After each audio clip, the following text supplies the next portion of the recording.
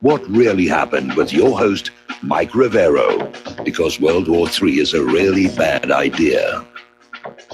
Here is your host, Michael Rivero. And aloha, America. Welcome to our show today. It is Thursday, June 7th, 2018. Sure happy it's Thursday. Sure happy it's Thursday. Sure happy it's Thursday.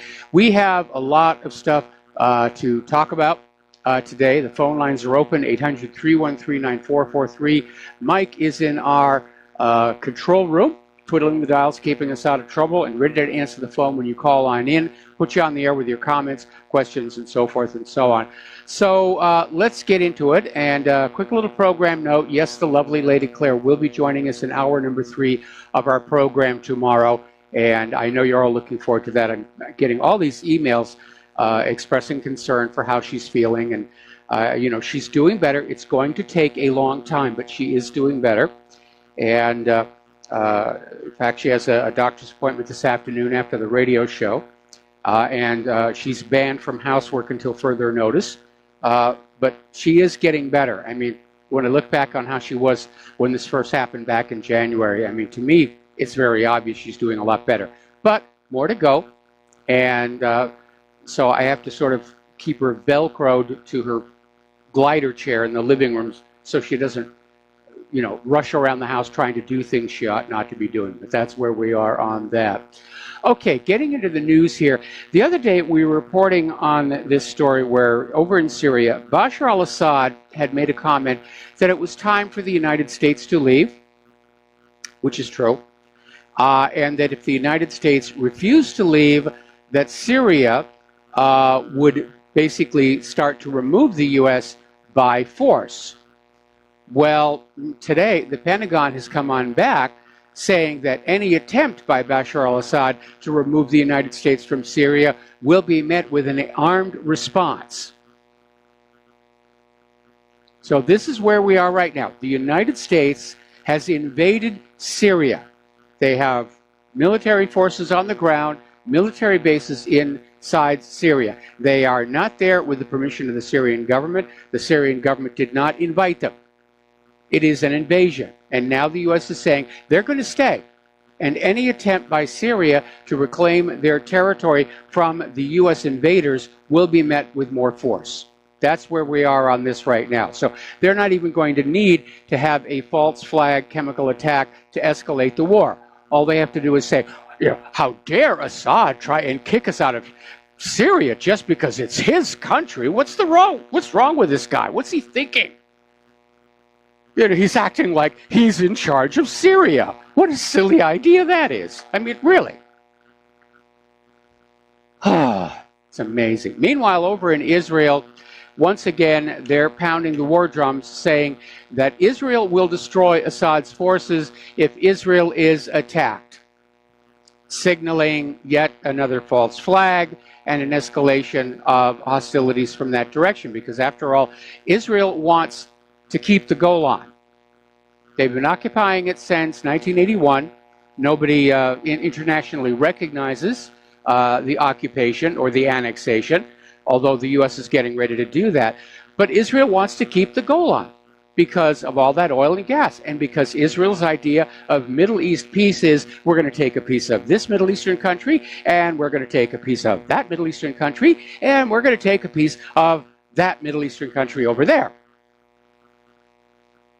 Because that's what they've been doing. Look at the history of the region. Look at the maps. Look what Israel has done to Palestine ever since Israel was founded. They just keep nibbling away, bit by bit by bit. So, I remember what that French ambassador said all those years ago. I think it was back in the early 2000s. I forget exactly when it happened. The French ambassador came under fire for asking aloud why we were risking a world war over that blank little country, referring to Israel. And everybody said, oh, you can't say that. You can't say that. It's anti-Semitic. Now, somebody has apparently leaked or declassified, actually it was a leak, this was obtained by WikiLeaks, a State Department cable from 2006 that lays out a plan to use terror attacks, intrigue, and the Kurds to destabilize Syria in order to replace Bashar al-Assad. So remember all that talk from the U.S. government about, oh, Assad, we have to go into Syria because Assad is gassing his own people. And that was followed by, well, we're not really at war with Assad. We have to go in because of the war on terror. We have to get ISIS and al-Qaeda. And then after they were very obviously not actually bombing ISIS and al-Qaeda, it was back to, well, Assad is gassing his people again. No, it was never either of those. It was just the U.S. wanting to regime change Syria, in keeping with that list of nations to be regime changed or conquered that Wesley Clark blew the whistle on all the way back in, well, about the same time. This is what the U.S. government is doing. The U.S. government is the aggressor here. And it is time for the American people to face facts. We're the bad guys this time out. And I know you don't want to deal with that, but we are. All right, we're going to do a shout out now to our on-air affiliates who are just now rejoining our network here. Up in Afghanistan, apparently in the aftermath of Charlie Wilson's war, the United States provided 40 Humvees to the puppet regime of Afghanistan. You know, Hamid Karzai, El Presidente de UNOCAL. And apparently 40 of these Humvees have fallen into the hands of the Taliban. And so now the U.S. is going on out in order to destroy them, so that the Taliban doesn't have the advantage of having the Humvees. Now the Humvees, the military version of the Humvee, costs about $70,000 each. So you, the American people, got to pay for all these Humvees, and you get to pay for blowing them all up. So, don't it make you proud to be an American? Apparently, the U.S. government's fallen into a time machine or a time warp. Maybe Doctor Who showed up with the TARDIS and took them all back to the 1950s or something, because once again, the United States is meddling in South America, and apparently, once again, the United States is equipping paramilitary police units in El Salvador accused of extrajudicially murdering suspected gang members. In other words, the death squads are back.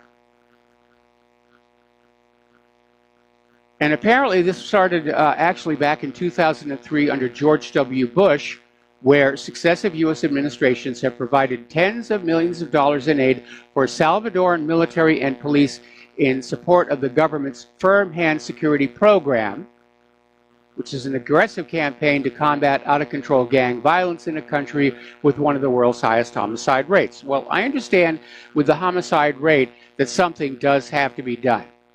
But my issue here is that the U.S. government has things that need doing here in this country, like dealing with our gangs, like MS-13. Rather than sending all this money down to El Salvador. It's El Salvador's problem. Let El Salvador fix it. We have problems in this country that are being ignored and neglected in this desire by the U.S. government to just run around the planet being the global policeman.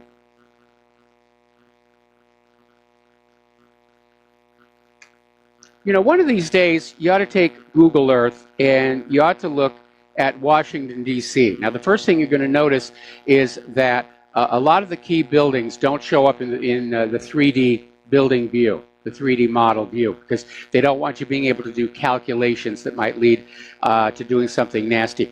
But get away from the monuments, get away from the Smithsonian, and get out into the city of Washington, D.C. itself and look at the condition of it. Look at the roads, the sidewalks. You know, when you get away from the government building areas, it's not a pretty picture. It's run down, like most other American cities. The U.S. government is really good about pounding its chest and posturing before the rest of the world about we're the greatest nation on earth, but they can't even clean up their own capital city.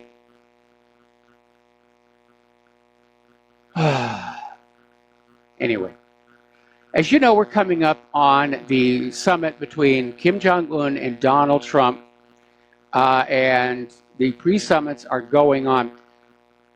We know that John Bolton has been sidelined by Trump and Mike Pompeo for his very overt, heavy-handed efforts to try and derail this. We know that Trump has softened his tone a little bit, but we still don't know what's going to happen. Now, according to this article in Russia Today, they're asking that Trump may be setting up the North Korea talks to fail intentionally so that he could come on back and say, well, the talks failed. The next option is military force. We're the good guys. Kim Jong-un is the bad guy. And so we can have another bloody war in good conscience, which, of course, is ridiculous. It's an absolute lie here. Meanwhile, we're seeing other regional powers start to insert themselves into this process. And basically, Japan's Prime Minister Abe is getting on into this to talk about this situation of North Korea having abducted some Japanese citizens about 40 years ago. Now, North Korea acknowledges they did this. They abducted these citizens to try and turn them into espionage assets, and apparently most of them said no and were kept in North Korea. The issue here is whether they're still alive or not. And if they are alive, should they be returned? So Abe is in there making demands on that issue. And Trump and Pompeo have promised they will address this issue when they get over there. Now, China is going to provide a fighter escort to Kim Jong-un's flight when he travels to Singapore to meet Trump. And this is not really because they're worried about somebody actually shooting down Kim Jong-un, which would be really stupid, but they're sending a message to Donald Trump and to Japan and to South Korea that China has got North Korea's back. That's the message they're sending. And this is where the U.S. government's belligerence in the South China Sea and relative to Taiwan comes back to haunt them. As you'll probably remember a few weeks ago, I was saying how dysfunctional our foreign policy had to be, because on the one hand, you had the U.S. asking China to help them with North Korea. At the same time, they were starting to make nice with Taiwan, which angered mainland China, and they were continuing to send all these warships around these islands in the South China Sea. Well, guess what? China has just signaled, no, they're not going to help the U.S. with North Korea. They're on North Korea's side of this issue. So our Secretary of State wasn't really doing all that good a job. Getting on over to Israel, it is, I think, rather interesting, rather gratifying, if you will, to see how much the outrage for the Bloody Monday massacre is continuing around the world. And we're seeing all kinds of articles in the independent media from all around the world denouncing what Israel has done and denouncing Israel's arrogance and chutzpah, trying to put the blame onto the Palestinians. So we have this article out of Information Clearinghouse about the Great March of Zionist Hypocrisy. Because what was going on here is a protest. The Palestinians were promised by the United Nations and by the brand new state of Israel that they would eventually be allowed to return to their homes and villages taken from them in the creation of Israel.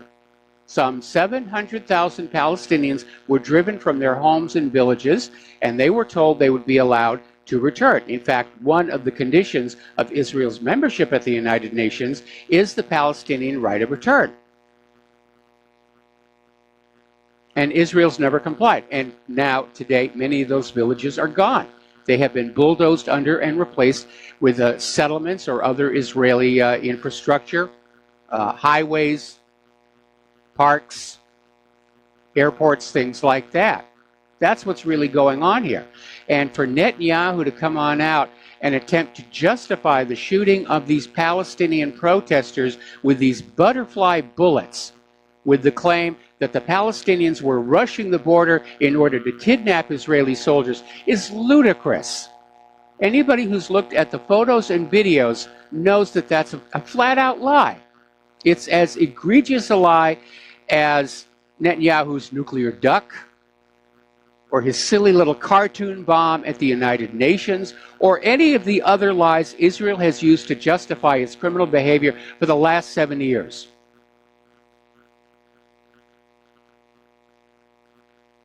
And everybody sees it, and everybody is responding to it, except, of course, the U.S. government and the U.S. corporate media, which is only adding to their decline in credibility. Because nobody who's actually looking at what's going on in Israel and Gaza is going to be able to listen to the corporate media and the U.S. government's attempt to spin it without responding in complete and utter disgust. Another example of the articles coming out, another one from Information Clearinghouse, the brutality of the Netanyahu government has been shameful. And they're talking specifically about the killing of Razan Najjar, this medical volunteer who was shot with a butterfly bullet right through the chest by an Israeli sniper. And she was wearing clothing that identified her as a medical volunteer.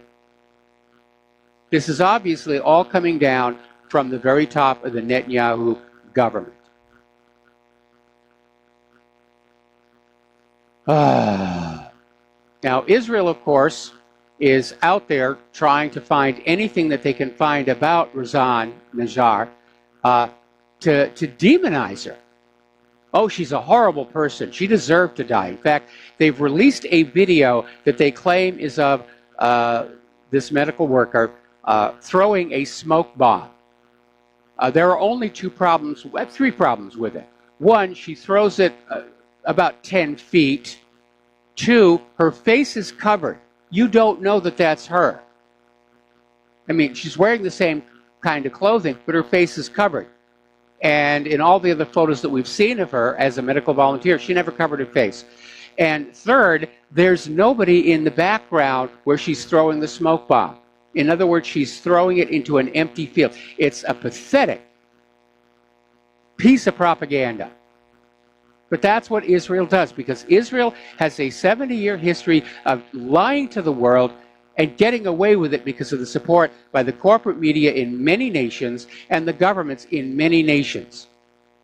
But they can't get away with it any longer in the age of the internet and the independent media, and that's why they are lobbying very hard for nations that actually have laws protecting freedom of speech to carve out an Israel exemption. Yes, you can talk about anything you want to talk about, but you can't criticize Israel. Well, that's not free speech. That's permitted speech. And the danger of this is that if we allow the U.S. government to carve out an exception for Israel in that First Amendment, it won't be the last exception. There'll be an exception saying you can't question vaccine safety. You can't question GMO safety. You can't question what the government does, which is the very purpose of the First Amendment. This is an attack by Israel and its supporters on one of the most fundamental principles on which this nation was founded. And we cannot tolerate it. We cannot tolerate it. One other aspect that is really angering a lot of people is every time there's another one of these atrocities committed by Israel, you know, they'll blast anything they can find about the victim to make them look negative, but we never see the perpetrators identified. They're never on camera. They never have a microphone shoved in their face asking, how did they sleep at night after blowing a hole through the chest of a medic with a bullet that's illegal to use in wartime? We got to take a break for commercials, and we'll be right back. Aloha, America. Welcome back to our show. We're still talking about what's going on over in Israel and Gaza. And as I mentioned before, The corporate media is part of the problem. They are not reporting accurately on what's going on. They are just dedicated to this idea of demonizing the Palestinians and the Gazans and whitewashing everything that Israel does. And they have failed the public trust by doing so. Now, the reason the First Amendment was written, especially that part about freedom of the press, was to allow the press to report honestly on what is going on around the world and with our government. And with that gift of the First Amendment came a responsibility to do so. Our corporate media has totally sold out. They've sold out to Israel.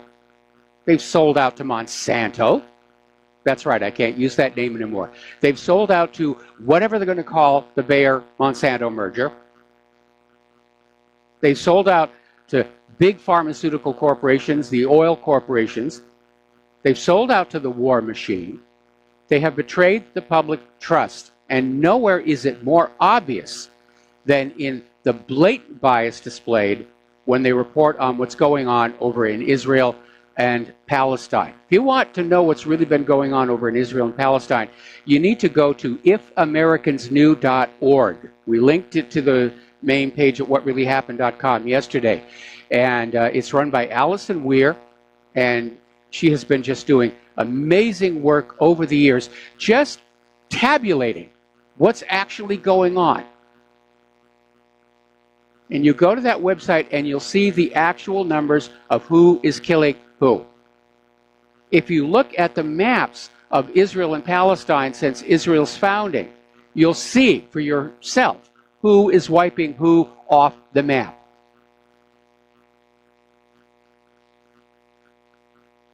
So,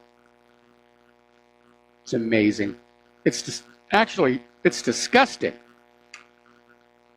I have not been this disgusted with the corporate media since I tried to share with them my evidence on Vince Foster and was told to my face, no, we can't report on that.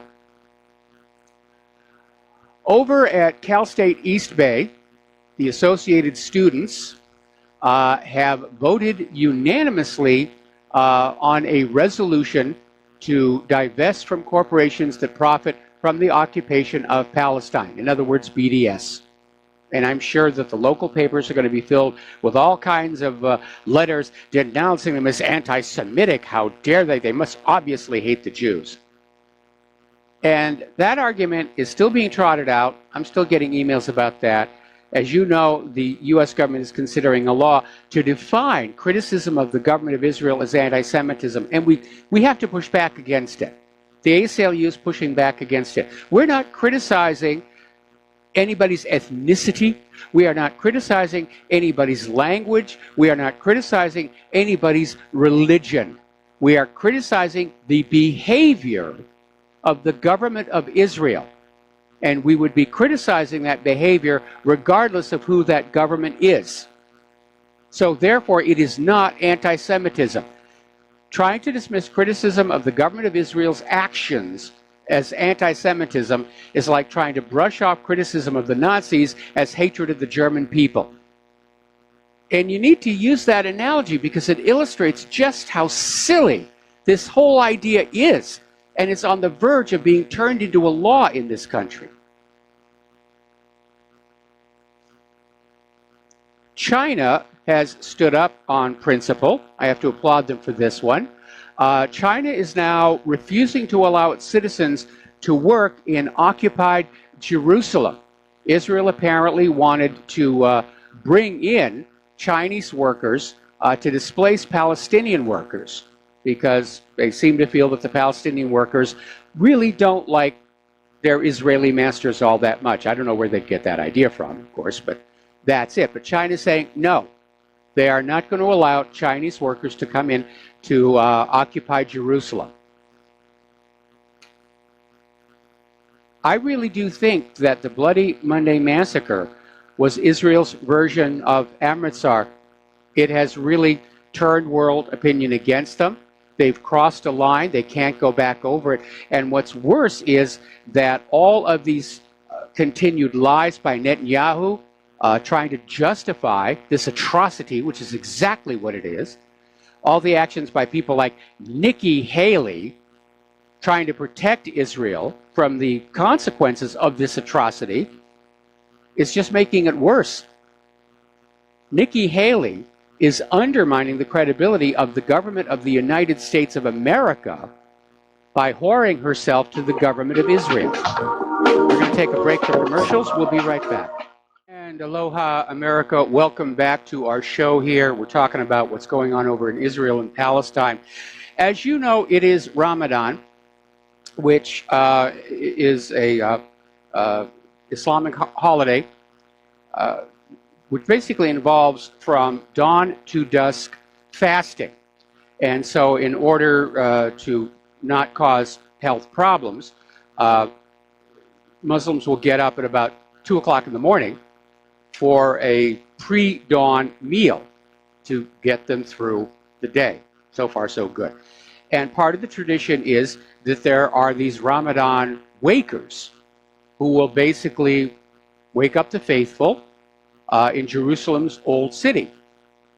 But unfortunately, Israeli police are starting to arrest them because apparently some of the Israeli settlers are now complaining about it.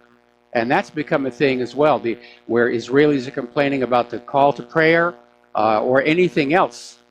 And again, it gets on down to this argument over religion, over that imaginary playmate in the sky that is the cause of all this discord.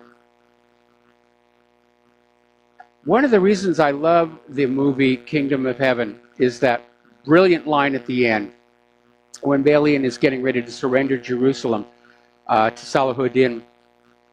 And before the surrender, though, he says, if you try and take the city by force, I'll tear it down. Every rock, every stone, everything that drives men mad. And Salahuddin says, I wonder if it would not be better if you did. It's the best line in the whole movie. It really is. And if you think about just this little tiny area, this one little speck on the globe, and how much bloodshed and horror and death have come out of it. Just the sword, the lance, the axe, screaming masses, God wills it, God wills it, God wills it.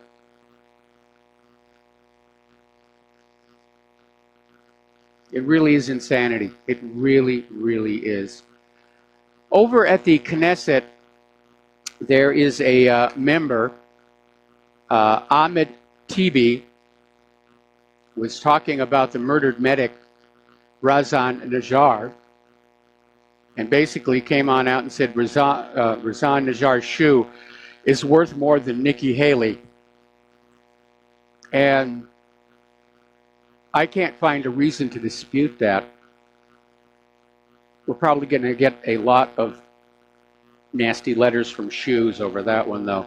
How dare you equate us with Nikki Haley? So, getting on down to South America here, the U.S. media, the corporate media rather, is now openly calling for a military coup in Venezuela. They want Venezuela, one way or the other. They would love a popular revolution. That's not going to happen. The people actually like their government. They know it's not the fault of their government that conditions are so bad in Venezuela. It's the fault of outside meddlers, primarily the United States of America.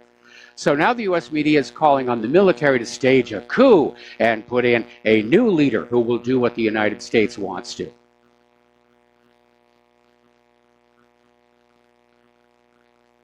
Vladimir Putin, as you know, is doing a lot of interviews these days, and he's dropping hints about some additional weapons that weren't mentioned during the Russian State of the Union speech, where he basically unveiled all kinds of new weapons and he was sending a not very subtle message to the United States that nuclear war is still unthinkable, so please stop thinking about it. But basically, the Mach 10 missile, the Kinzhal, is already in service with the troops. They have a battlefield laser already in use, and they're getting ready to go into regular production on the hypersonic Avangard system and the Sarmat ICBM. Now, the Avangard is a hypersonic glider system that flies at Mach 20 during final approach, during terminal phase coming in on its target. And that's already actually being manufactured. Now, Mach 20, that is very fast. In fact, it's only slightly less than orbital speed. The U.S. has nothing that can stand up to these things. I'm sure the Pentagon is going to come out to the American people and say, well, we could have, if you give us more money, we could have Mach 20 missiles, we could have lasers, we could have all this stuff, but you stingy Americans, you won't give us any more of your money. We have no more to give. And the U.S. government spends more on the military than the next 10 nations combined. It's not for a lack of money that these things aren't being done. It's because of corruption in the development and procurement process. What is coming out of the military-industrial complex for all of that money is junk. You know what I'd like to see? I would like to see this nation spend the tax money on our schools, our hospitals, and our infrastructure. And I'd like to see the Joint Chiefs out in front of the local supermarket with a table full of brownies, selling them to raise money for the next bomb. That is my idea of a well-balanced, just society. You know, buy a brownie, help us buy a new B-2. The German government has issued a statement saying that, as far as they can tell, the British authorities have provided absolutely no proof that Russia had anything to do with the poisoning of Sergei and Yulia Skripal. And interestingly enough, they are still being held incommunicado. Their family is not being allowed to meet with them. Russian diplomats are not being allowed to meet with them, and they are still technically Russian citizens. Over in the South China Sea, Taiwan is floating the idea of leasing one of their islands in the Spratlys to the United States. Now, the island is called Taiping. It's the biggest islet in the Spratly chain. It's technically controlled by Taiwan, though an international arbitration tribunal has ruled that it is merely a land formation over which no claimants are entitled to claim sovereignty. But Taiwan controls it, and now they're talking about leasing it to the United States for a military base with which to annoy and provoke China.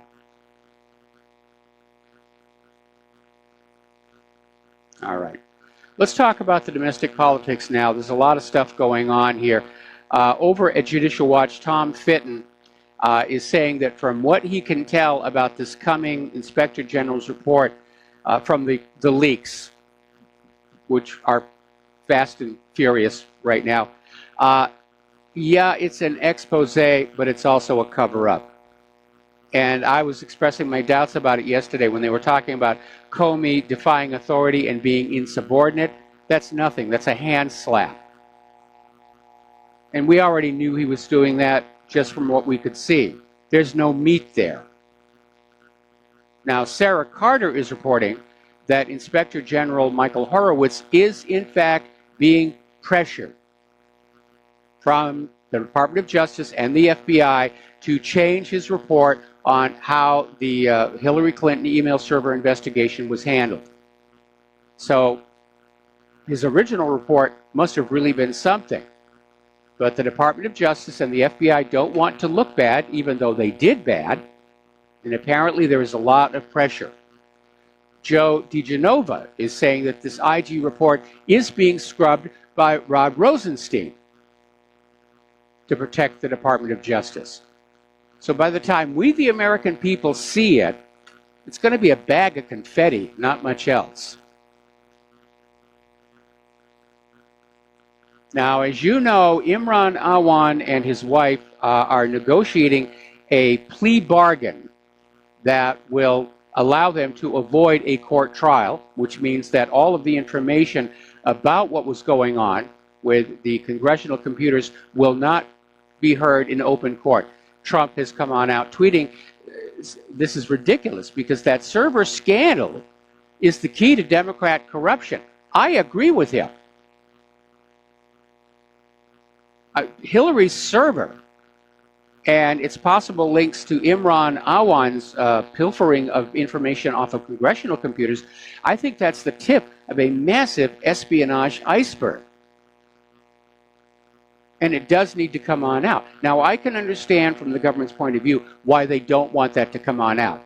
The reaction of the American people to a story that the entire Congress and Secretary of the State Department were running a surveillance operation on our own politicians, that's a government killer. That would delegitimize the government. They don't want you to know that these things are going on. They want you to think the government is doing a good little job. They want you to be happy little mushrooms and not question anything. They don't want you to know what's going on. But we have a right to know. This is our nation.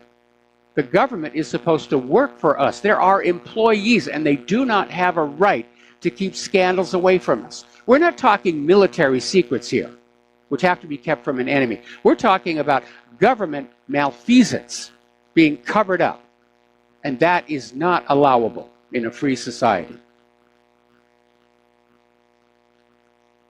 Judicial Watch has just come on out with a statement. They were given an additional 798 documents by the State Department from Anthony Weiner's laptop, and among them were an additional 18 classified emails from Secretary of State Hillary Clinton's illicit email system.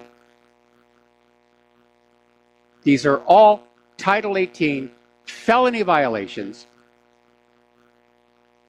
and nobody wants to look at it. They're all obsessed with Donald Trump. Ooh, Donald Trump, did he collude with the Russians?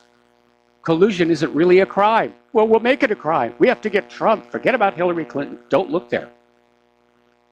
The more I see this absolute total stonewall regarding that email server, regarding Imran Awan, the more convinced I am that Hillary Clinton, while Secretary of State, was repeating the 1996 Chinagate scandal, selling U.S. secrets to foreign interests, using that weak email server to deliver the material, and that so-called charitable foundation to collect and launder the money.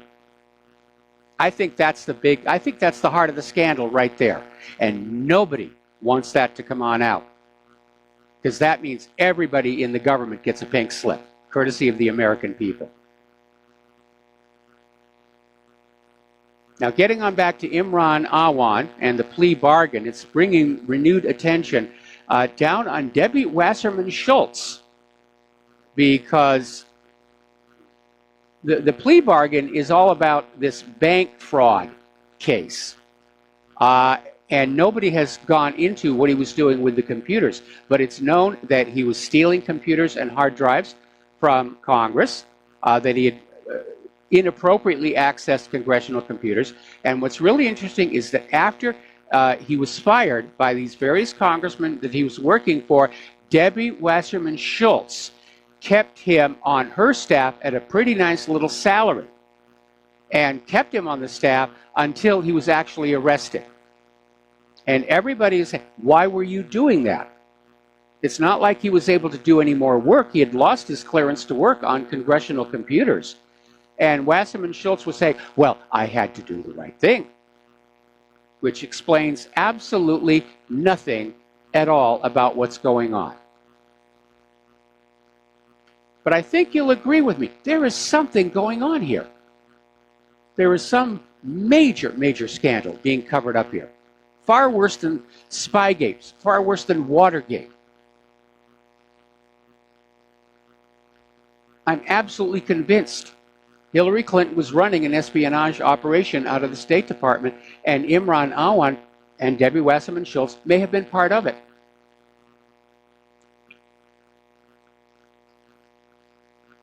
Over at the Department of Justice, they have finally decided that they're going to honor a request from lawmakers, and they're going to provide additional documents on the Spygate informant.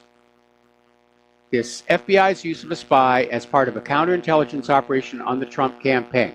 Now, remember, we ran this story, we talked about this story yesterday, where the apologists for the Department of Justice and the FBI are out there saying that really the reason they were spying on the Trump campaign was for his benefit, to protect him against Russian infiltration, especially Manafort. And Trump came on back and said, if you were doing this on my benefit and you thought Manafort was a problem, why didn't you tell me? Trump is saying he never would have hired Manafort if he'd been told that there was even a suspicion of a compromising connection. But the Department of Justice and the FBI did not tell anybody in the Trump campaign that there was a spy in their midst. And there probably was more than one.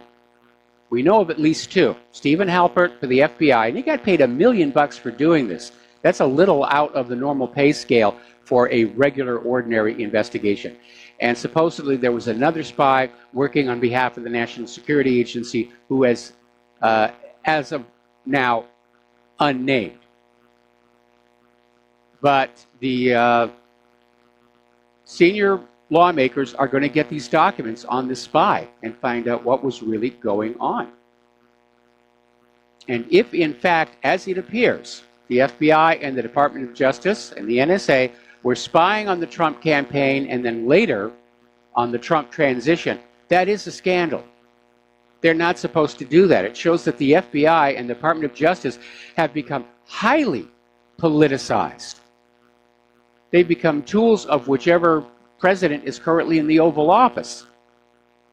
They've become the Gestapo and the SS in our current society. That's what they are, modern equivalents.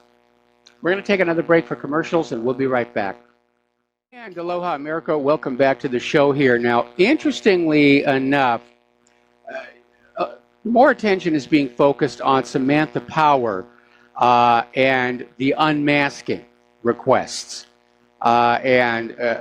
During this whole Russia investigation, which went nowhere, Samantha Power made 260 unmasking requests during her final year in office.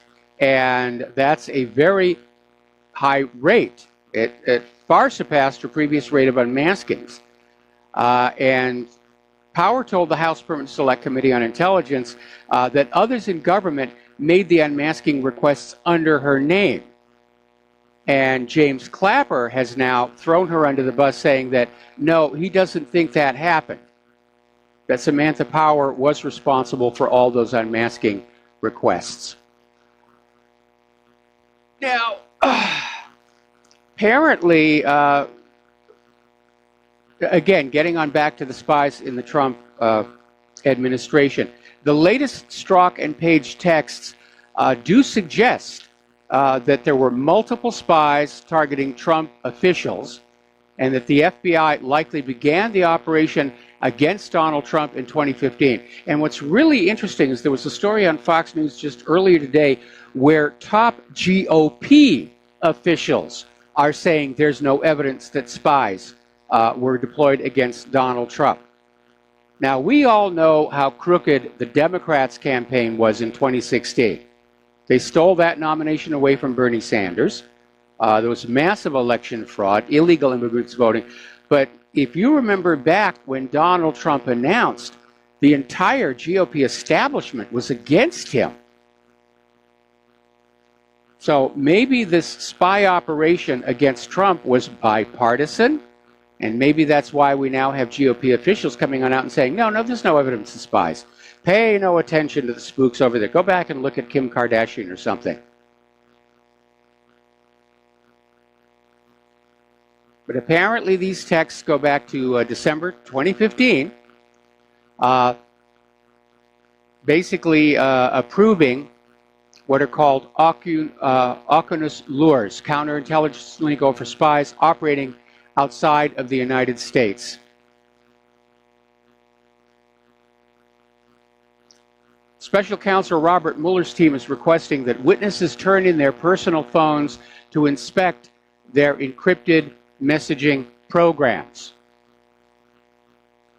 No warrants, complete violation of the Fourth Amendment.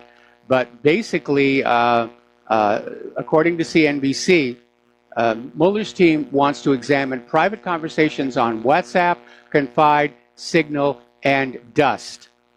And apparently most of the witnesses, fearing a subpoena, have given over their phones. Well, folks, this confirms what we've been saying all along. Mueller's on a fishing expedition. He's just looking wherever he can to try and find something, anything, to justify the money and the time he's put into this Russia collusion investigation. We'll be right back after station identification.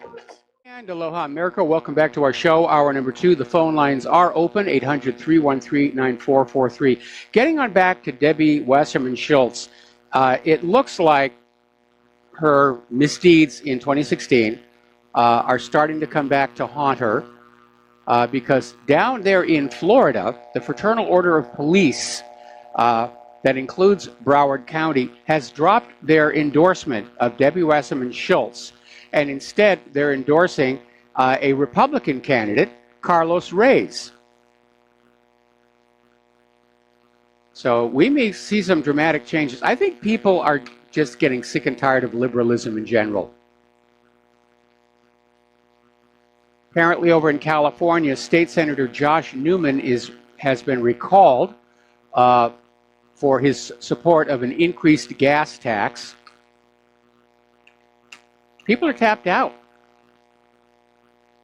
When you have constructed a society in which the rich are taking from the poor, sooner or later it's going to break down when the poor have nothing more to give. The high-paying jobs are gone. Everybody's working, or most people are working at minimum wage. Prices for everything are going up. Food is going up. Fuel is going up. Taxes are going up. Doesn't take a genius to realize this has an unhappy ending. But still, every time the government overspends itself, it gets into trouble. It says, oh, we'll have another tax. Newt Gingrich was on Fox News Hannity, and they were talking about Donald Trump attempting to rein in the deep state. And Gingrich said that with all the revelations regarding the Department of Justice bureaucracy's involvement in the 2016 presidential election, that the system is obviously more deeply corrupt than previously thought. And this is definitely one of the times when I agree with Newt Gingrich. It is hopelessly, irretrievably corrupt. And we're seeing that right now, where the Department of Justice and the FBI are still fighting tooth and nail to protect Hillary Clinton, the Clinton Foundation, the Hillary Clinton email server. They're still trying to put all the focus on Donald Trump's mythical Russian collusion.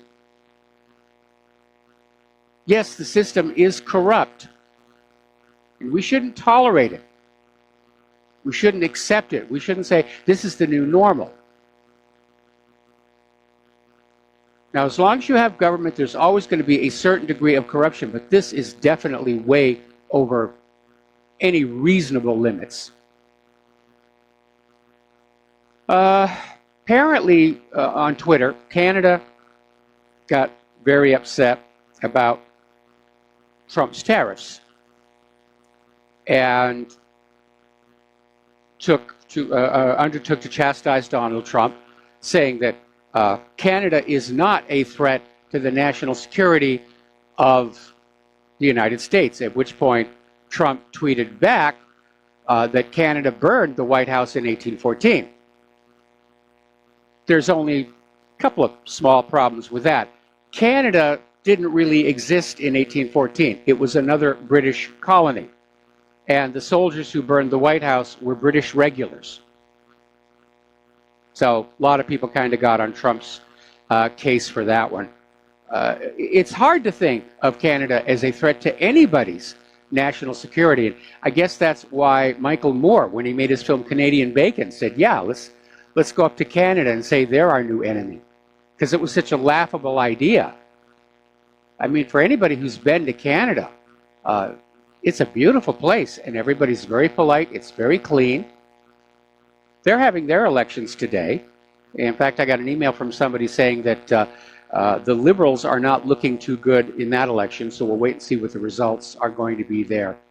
Story out of Investment Watch blog, and this is very much alarming.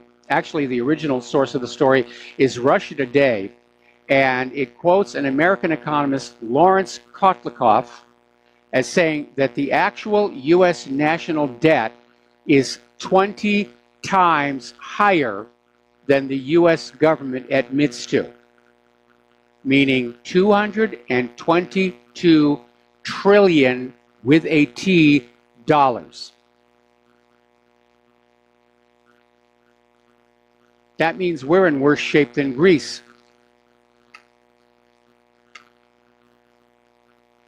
Now, here is a story. This is from the Los Angeles Times.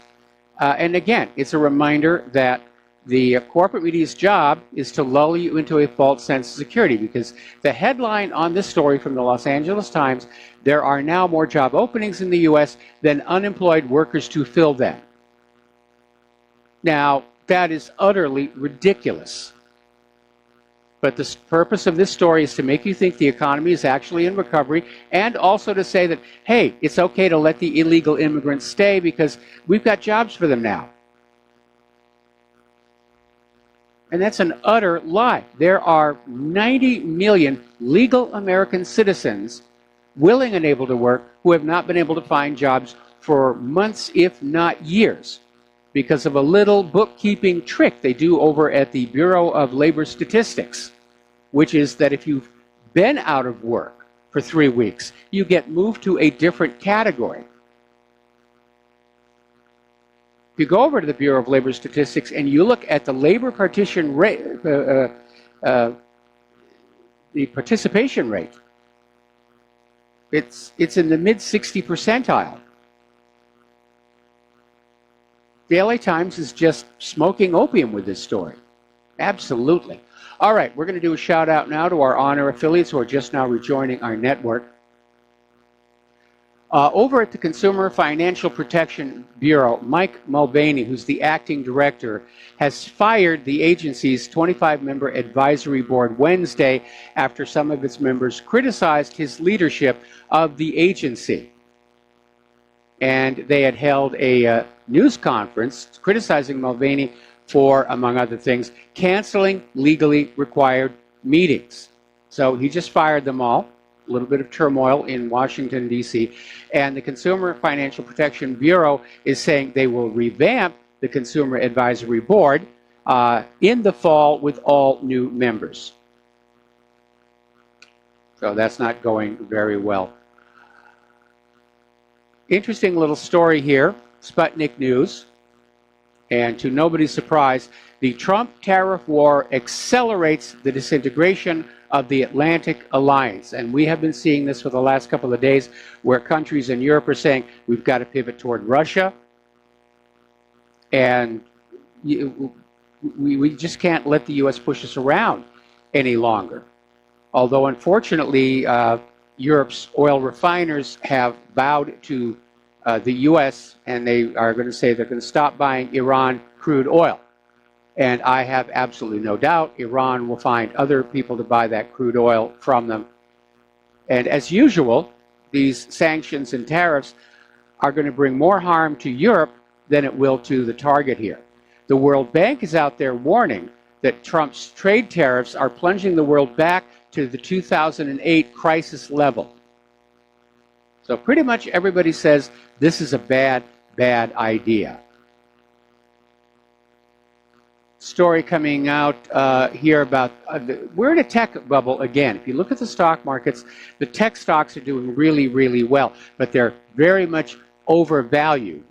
And the actual numbers are that over 80% of IPOs last year had negative earnings. And some of them are just a breath away from bankruptcy, and yet you've got these sky-high valuations everywhere. And I think there's a reality that needs to be addressed here. Back in the early days of the tech explosion, right after the Apollo moon missions launched all of it, there were companies that started and became explosively successful overnight. Apple, Microsoft, companies like that. They had the field all to themselves. And it was all new technology and everybody was scrambling to buy it. But it's a very different investment environment today in that the industry has matured, it's plateaued, there's a lot of competition out there, and I hate to use the word stable, given all the problems that we see in computers these days, but that's where the technology is. There are no new major breakthroughs on the horizon. There's a lot of refinements. We'll be talking about that later in the show. But they are just refinements of existing technology. There are no new breakthroughs. And as a result, you're not really going to see a return to the days of immensely successful overnight high-tech companies. Unless there is a technology incubator front-ending whole new technologies with which to restart the sector.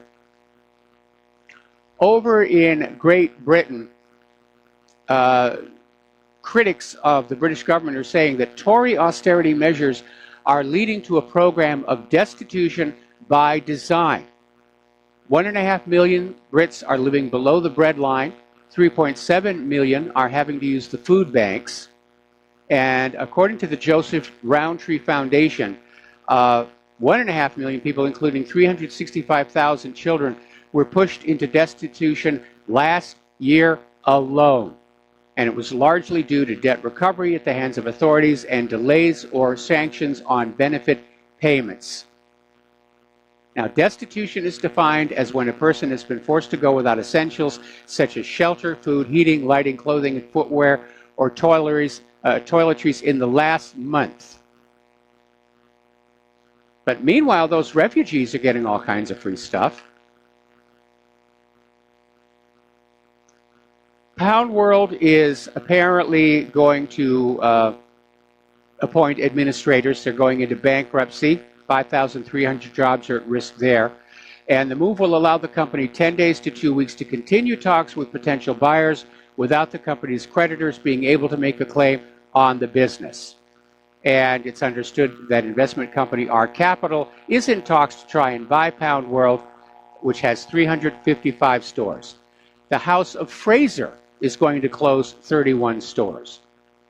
And that will affect 6,000 jobs. The collapse of construction giant Carillon will cost British taxpayers an estimated £148 million, according to the National Audit Office. There will also be wider costs to the economy, Carillon's customers, staff, the supply chain, creditors, and so forth. The global economy is coming apart. The global economy is coming apart here. Now, as you know, because of the friction over Brexit, the European Union has disconnected Great Britain from the Galileo satellite program. Now, Galileo is the British equivalent of GPS. A lot of other countries decided they did not want to be dependent on the United States GPS system in the event of tensions or hostilities. And so now there are several of these systems that are out there. And the EU is building theirs called Galileo, but because of Brexit, they're kicking Britain out of it. One small problem they didn't realize, that the Galileo depends on ground stations in the Falkland Islands and Ascension Islands in order to be able to work. A little bit of an oopsie there. I'm sure they'll work out some kind of a deal. Okay. Brussels is now basically saying the British have no place in the future defense of the continent, and they're getting ready to kick out key military staff, forgetting the fact that Great Britain was kind of sort of useful during the first two world wars. But again, there's just this friction that's going on, and it looks like the EU is straining. It's factionalizing. We have all these countries that are talking about leaving, besides Britain. And as you know, Italy now has a Eurosceptic, anti-refugee government, and Germany's Der Spiegel is now calling the Italians ungrateful moochers. And they're saying that Italy is destroying itself and dragging down Europe with it. No, Germany is trying to basically recover from this EU disaster and open borders disaster. Europe is dragging Europe down. Actually, Brussels is dragging Europe down. The ECB is dragging Europe down. Obviously, Der Spiegel is very much on board with the one world government globalist agenda and is going to attack anybody who dares to suggest that they need to control their borders. Meanwhile, over in Germany, Angela Merkel was fielding questions at the first Parliament Q&A, and the Alternative for Germany party just asked outright, when are you going to resign? And basically, she's getting a lot of hard questions from both her coalition partners and opposition parties. Even her own coalition are challenging her. And again, Merkel is very much on board with that full globalist, one world government, new world order agenda here.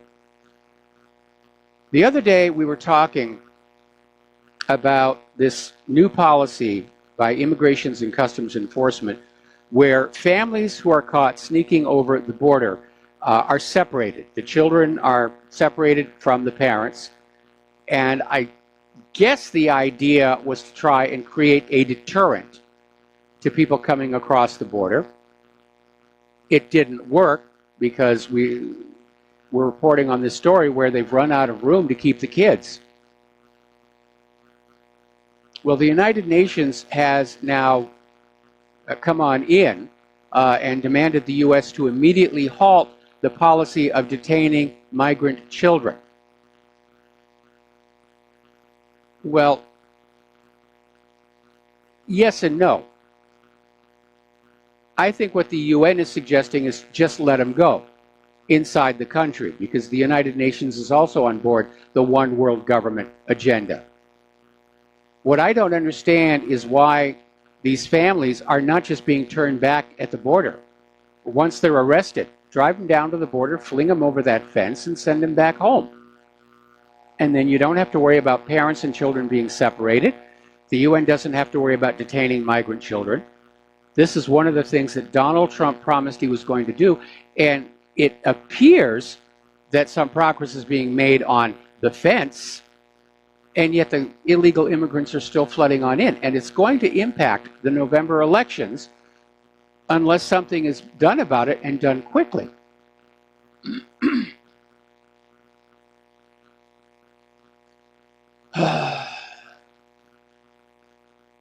It really is an idiotic issue to have an open border, to just let everybody in. No nation in history has had an open border policy. There's always controls. Even in the heyday of American immigration, with Ellis Island, Statue of Liberty, give us you're tired, you're hungry, you're poor, struggling to breathe free. They still had to go through Ellis Island.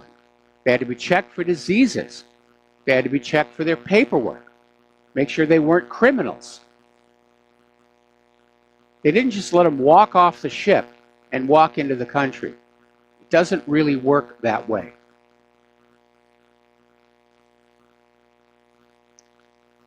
Now, of course, we've got the Secretary General of the United Nations is out there saying that the West just has to get used to mass migration. That's just what's going to be happening. No, we're seeing a lot of countries like Italy, We're starting to say, no, we reject that idea. It's not our problem. You say that all these migrants are war refugees, then stop the wars.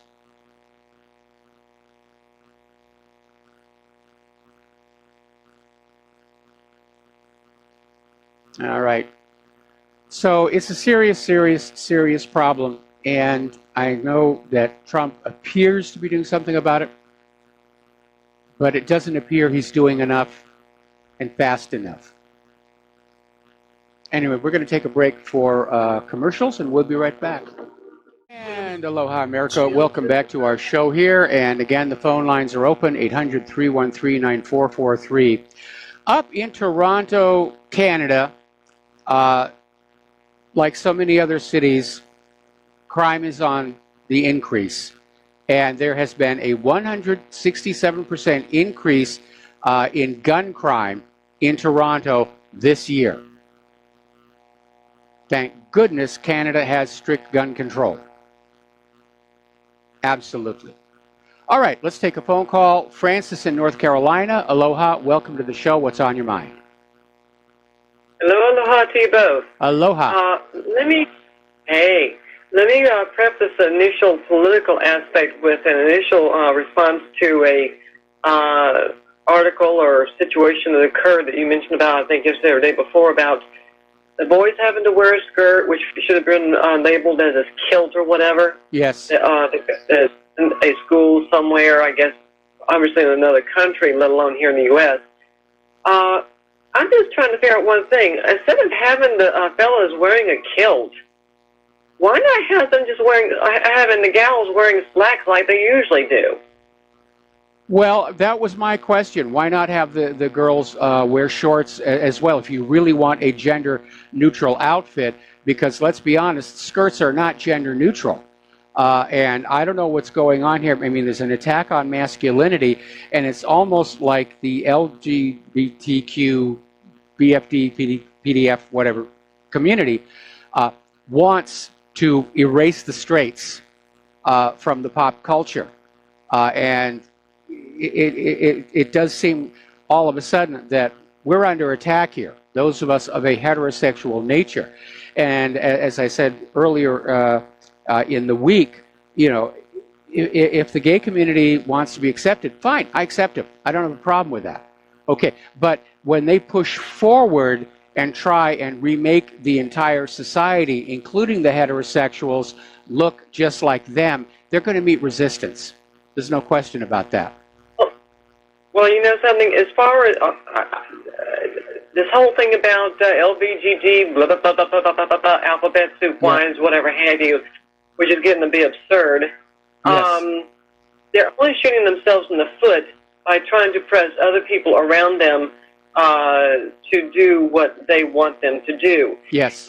They are not going to erase heterosexuality, period. Nope. The only people that are going to erase themselves like that are people who are heterosexual that do things to affect their own health, period.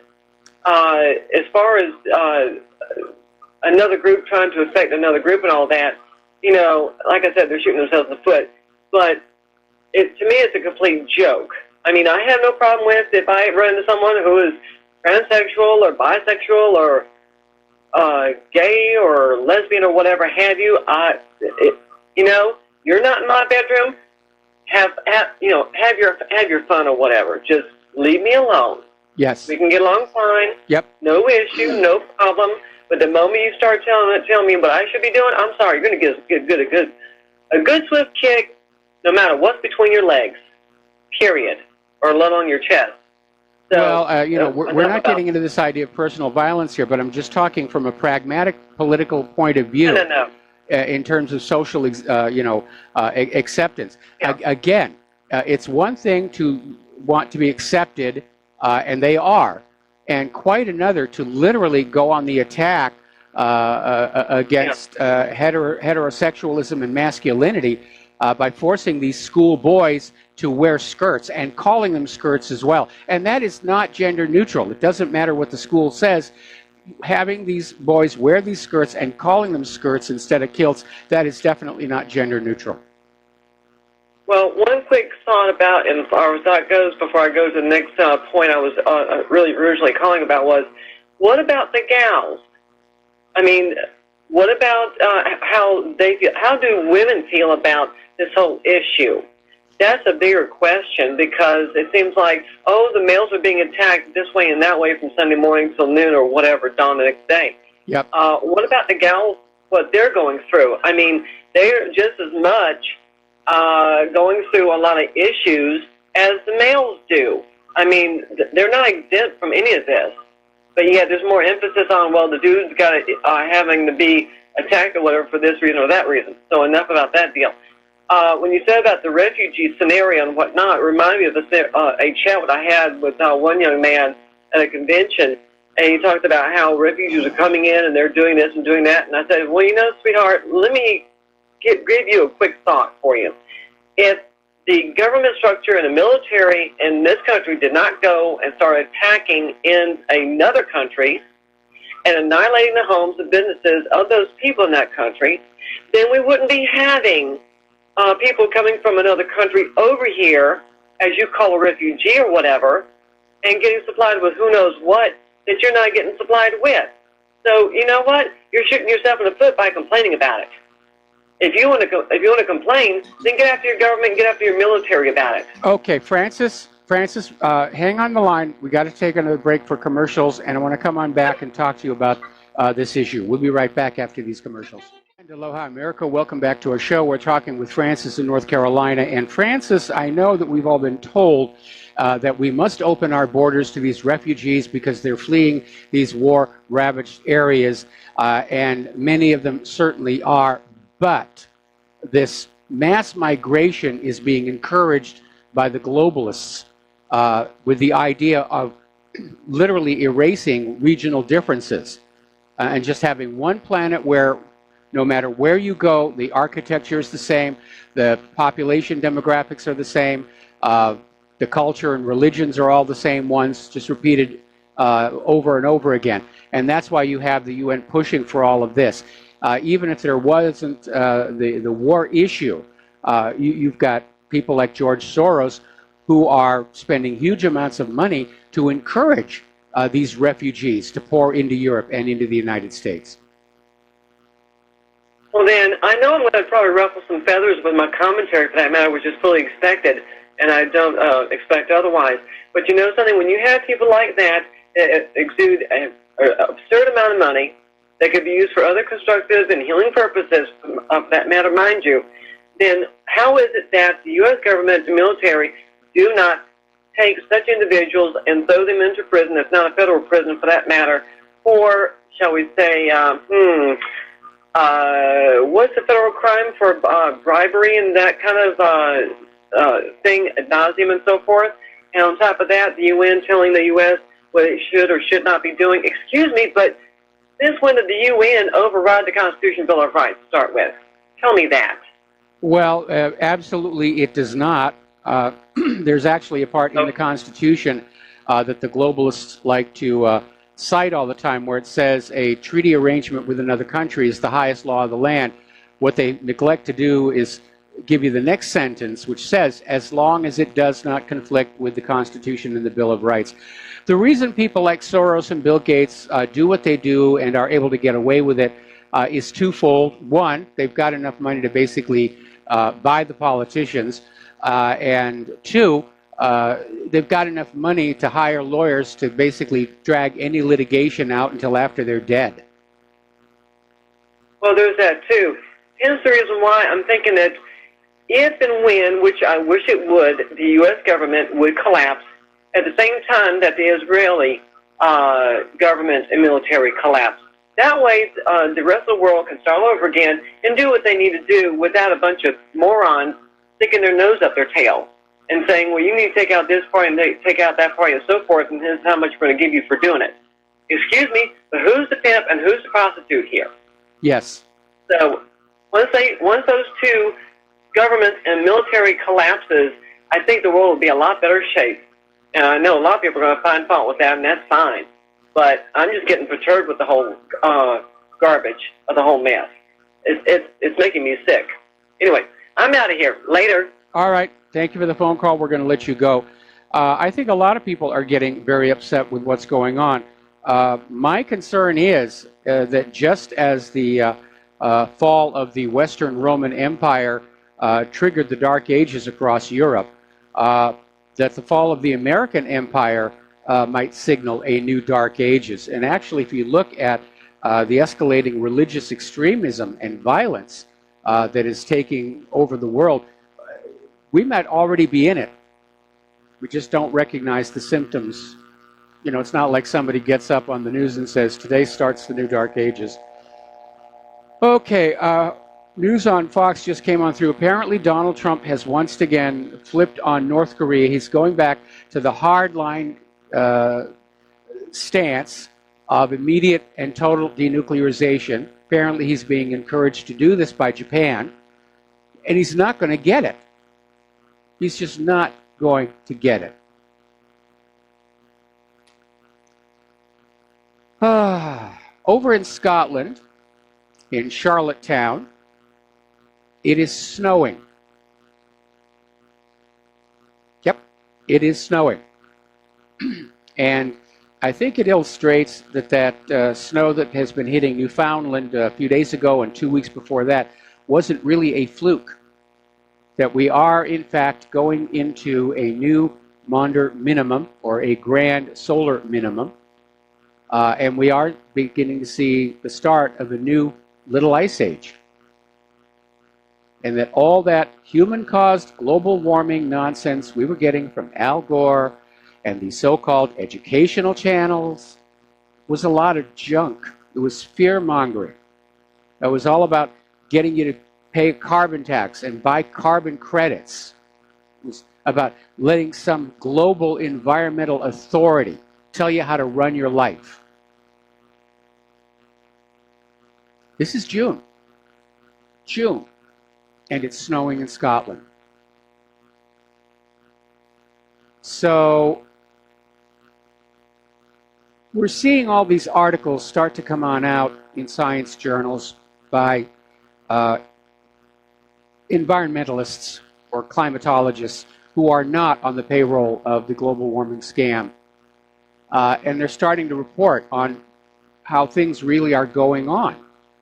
There was record thick ice in May, icebergs, heavy snow, blizzard conditions. Now, the southern hemisphere, of course, is cooling because we're heading into their winter. And it'll be interesting to see just how cold it gets on down there. But very obviously, human-caused global warming was a myth. And you look at all those corporate media stations, channels, networks, whatever, that took part in that lie. Just stood up there and shamelessly lied to you and said, this is Al Gore. He's a former vice president. You've got to listen to him. The world is warming and it's all your fault. Don't you ever get sick of being lied to? Don't you ever get sick of being lied to as much as you are lied to? Because right now, from where I sit, Americans are the most lied to people on the face of the planet. And it is disgusting. All right. Story coming out of Underground Health Reporter. They may have found a new culprit regarding Alzheimer's disease, which, as you know, is a degenerative neurological disease of the brain. And they may have found another cause for it. It's known that aluminum will cause Alzheimer's, which is why people are concerned about aluminum being used as an adjuvant in vaccines. But I guess there's big money in treating Alzheimer's. But the new villain is aspartame. Now, a lot of people are already avoiding aspartame.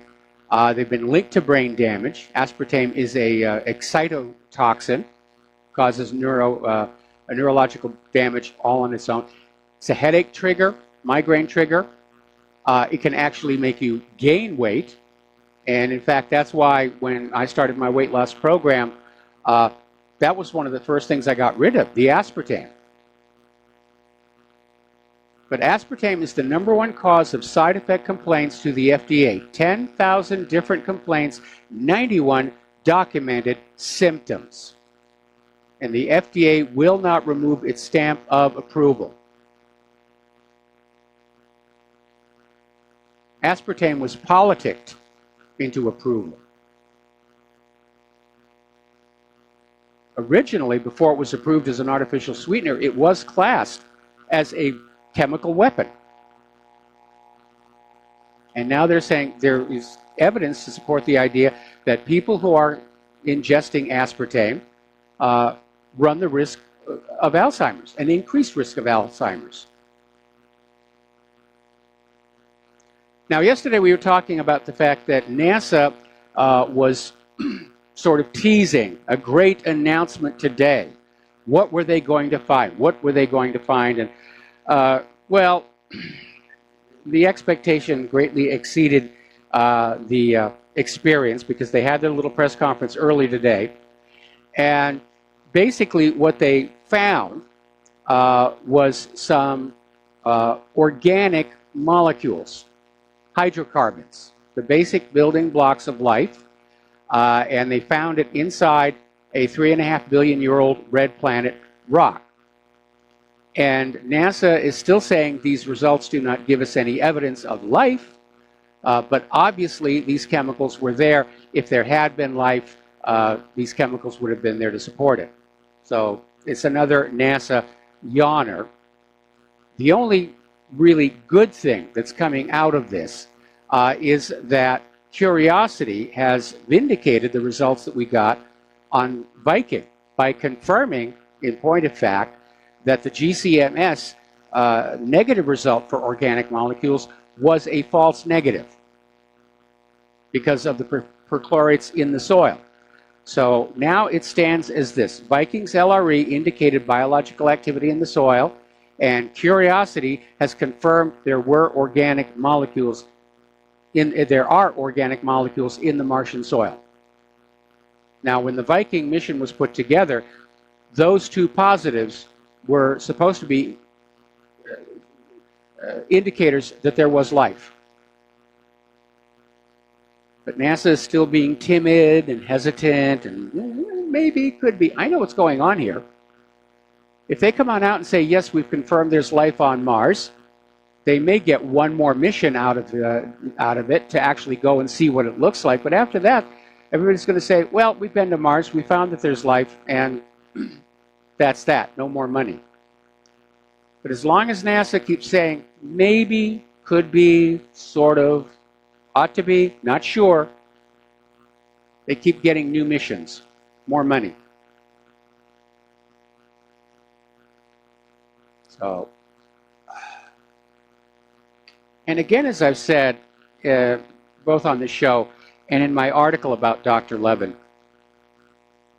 confirmation of extraterrestrial life will be a socially transformative event.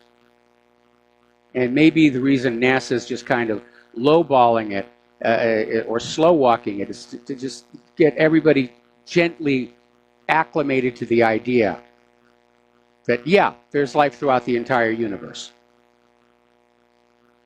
But it will change our world in a very profound way. If you're in Oklahoma City, you might want to be getting up someplace high and dry. They're under a flash flood emergency watch over there. So you might want to be taking some steps to deal with that. All right, so let's talk about our volcano, because it's still volcanoing, and huge amounts of lava still coming out of Fissure 8. A lot of people are waiting to see what's going to happen at Kilauea Crater following the collapse of the crater floor and the blockage of the conduit and the collapse of the southeastern wall of Kilauea Crater. And in the past 30 days, there have been 12,000 earthquakes around that volcano, and no signs of stopping. There was another fairly large one early this morning. As I mentioned before, Green Lake, completely gone, obliterated.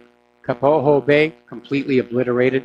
A lot of homes obliterated. They're still trying to get some of those stragglers out there who refuse to leave with the helicopters.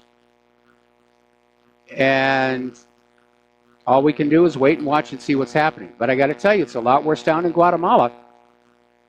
Over in the Fuego volcano, 75 dead, 200 plus missing, massive evacuations underway. Both in the case of Kilauea and Fuego, you get eruptions all the time on a regular basis, but these eruptions are just much, much larger than would normally be expected in both cases here. Over at Yellowstone, people are getting very nervous about that supervolcano because of what's called the Steamboat Geyser. Now, as you know, Yellowstone has got geysers all over the place. The most famous one is called Old Faithful. Now, when I was a kid and we visited Yellowstone, Old Faithful really was faithful. It was on a regular schedule. Then there was an earthquake that disturbed the rocks, and it's not quite so faithful, but it erupts on a regular basis. But there's another geyser called Steamboat, which is actually a larger geyser than Old Faithful, but it can take a very long time between eruptions. And all of a sudden, it's erupting a lot. It has erupted 8 times since March, after being silent for nearly 4 years. And that is causing a tremendous amount of concern for scientists, trying to figure out if something has happened to the plumbing underground for Steamboat, or if in point of fact, there is more heating coming up from the magma chamber under the Yellowstone supervolcano. And with all the volcanoes that are volcanoing all around the world right now, people are understandably concerned. I mean, compared to the Yellowstone supervolcano, what we're seeing in Guatemala and Kilauea, what we saw at Mount St. Helens are nothing. When Yellowstone erupts, and it's only a matter of time, it will pretty much wipe out the western side of the United States and a significant portion of Canada as well. So, good reason to be concerned about what's going on there. But again, may not happen for 1,000 years. Nobody really knows. Nobody really knows. Nobody knew the Guatemala volcano was going to cut loose. Nobody knew that Kilauea was going to cut loose, certainly not to the degree that it has. And we just look at the instruments and we just wait and see what's going to happen. But they are expecting there's going to be a new, very explosive event at Kilauea because that pipe is now obstructed and pressure is building up behind it. If you look at the tilt meter data, it's definitely deforming, which indicates there's more lava coming in underneath it. So we'll see what's going to happen with that. Okay, we're going to be coming up here on a commercial break real soon. We're going to come back and talk about computers. I really do need some phone calls. We've had like, what, 1, 2, and I normally set up my talking points to allow for a certain number of phone calls. So 800-313-9443, and we'll get you on the air and we'll have ourselves a little discussion, because otherwise if I run out of talking points, it's going to be polka music for the rest of the show, and I know you don't want that. So we'll be right back after these words from our sponsors. And aloha America, welcome back to the show, and the phone lines are loading up. Thank you very much for that. But before we start taking phone calls, story just came on in from the Political Insider, and as you know, there's been talk of Donald Trump firing Jeff Sessions for basically not doing much of anything. And he's even said that had he known that Sessions was going to recuse himself from this Russia investigation, he wouldn't have appointed him as Attorney General in the first place. So there's a lot of talk about a replacement, and Political Insider is saying that Fox News host Judge Jeanine is in the running to be Jeff Sessions' replacement. And she's in regular contact with Donald Trump, and she doesn't like Jeff Sessions primarily because he didn't have the guts to go after Hillary Clinton for her illegal activities. So that would be interesting Would be interesting to see what the confirmation process would look like, because I can imagine there are a lot of people in Congress who do not want Hillary touched, because she'll take them down with her. All right, let's go to the phones now. John in Phoenix, aloha. Welcome to the show. What's on your mind? Hey, Mike, how you doing, bud? Doing fine.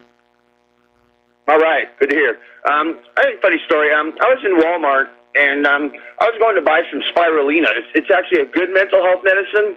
It Yes. detoxifies the pineal gland. Yes. There's a whole mystique behind the pineal gland. The ancient Egyptians called it the third eye. Jesus called it the lamp of the body. Descartes called it the seat of the soul.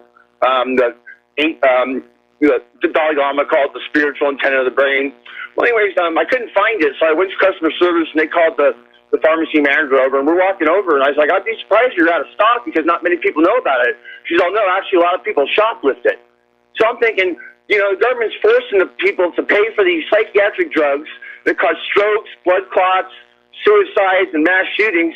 So people are just getting fed up and just saying, hell, then I'm just gonna shoplift the good mental health medicine then.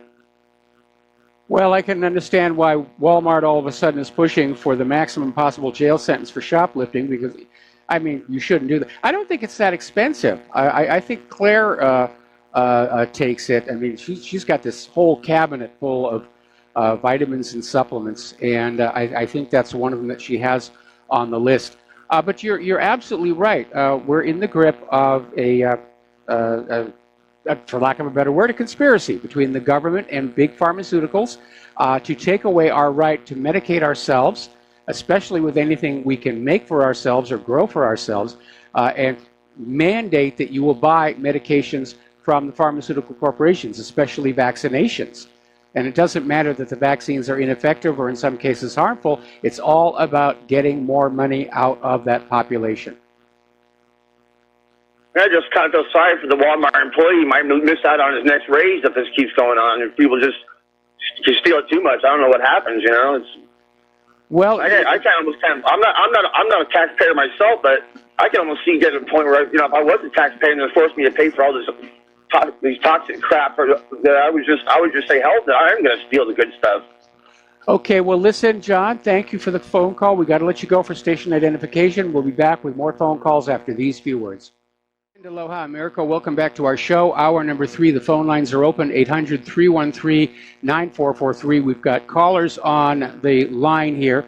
And apparently, the Inspector General report on the investigation into Hillary Clinton's email server will be out on the 14th. But as we reported earlier in the program, apparently there are efforts to soften it, water it down, basically protect the Department of Justice and the FBI, because image is everything in the United States, and we've got to make them look good here.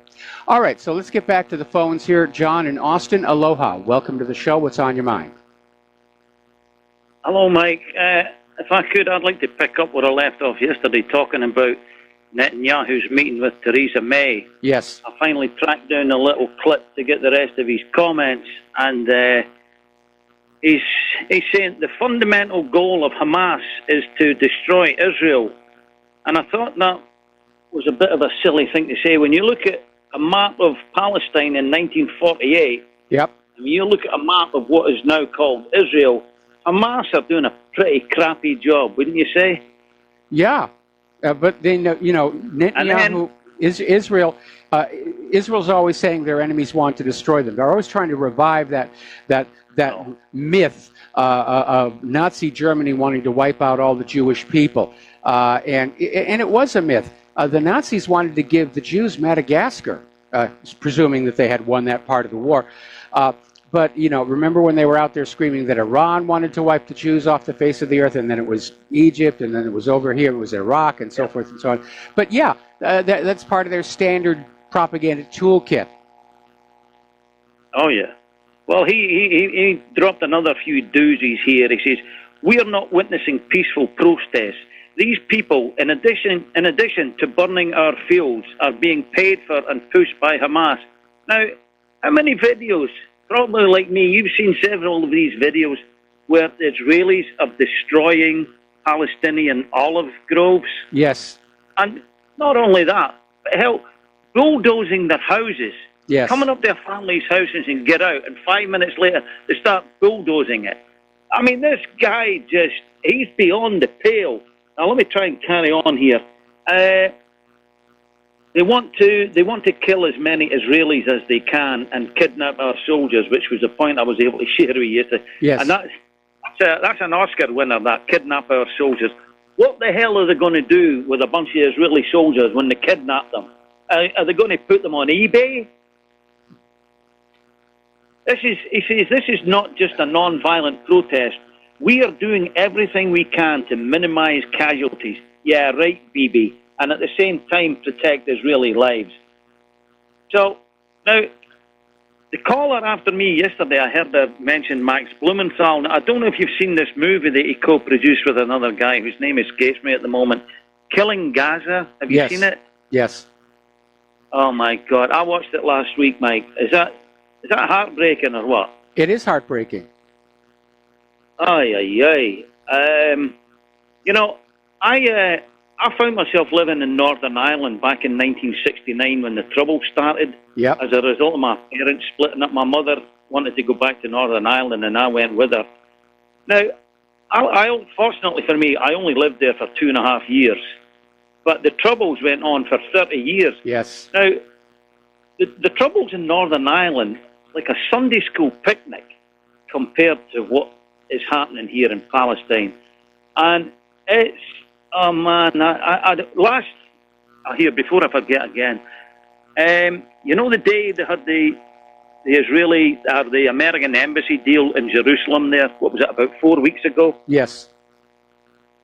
I was sitting here listening to you, and I noticed my Facebook page started filling up with these videos about what was going on at Gaza, and then all of a sudden this one came down, and it was a split screen with the little ceremony in Jerusalem, and on the other side of the screen, the goings-on at Gaza.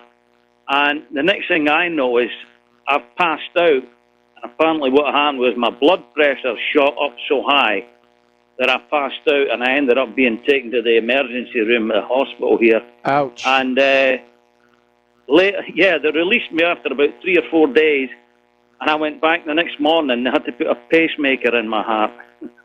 Oh, man. So, yeah. I don't know. I don't know why I feel the way I do about this. It's just the injustice and the horror and the lies and the deceit and the fact that I live in a country that supports this, that finances it. Yep. I can't wrap my head around that. I can't use the kind of language I'd like to use on the radio to vent my feelings, but I think you know what I mean. Yeah, I do know. Here's a little doozy for you. Thank you for the restraint, Have you heard of a thing called the...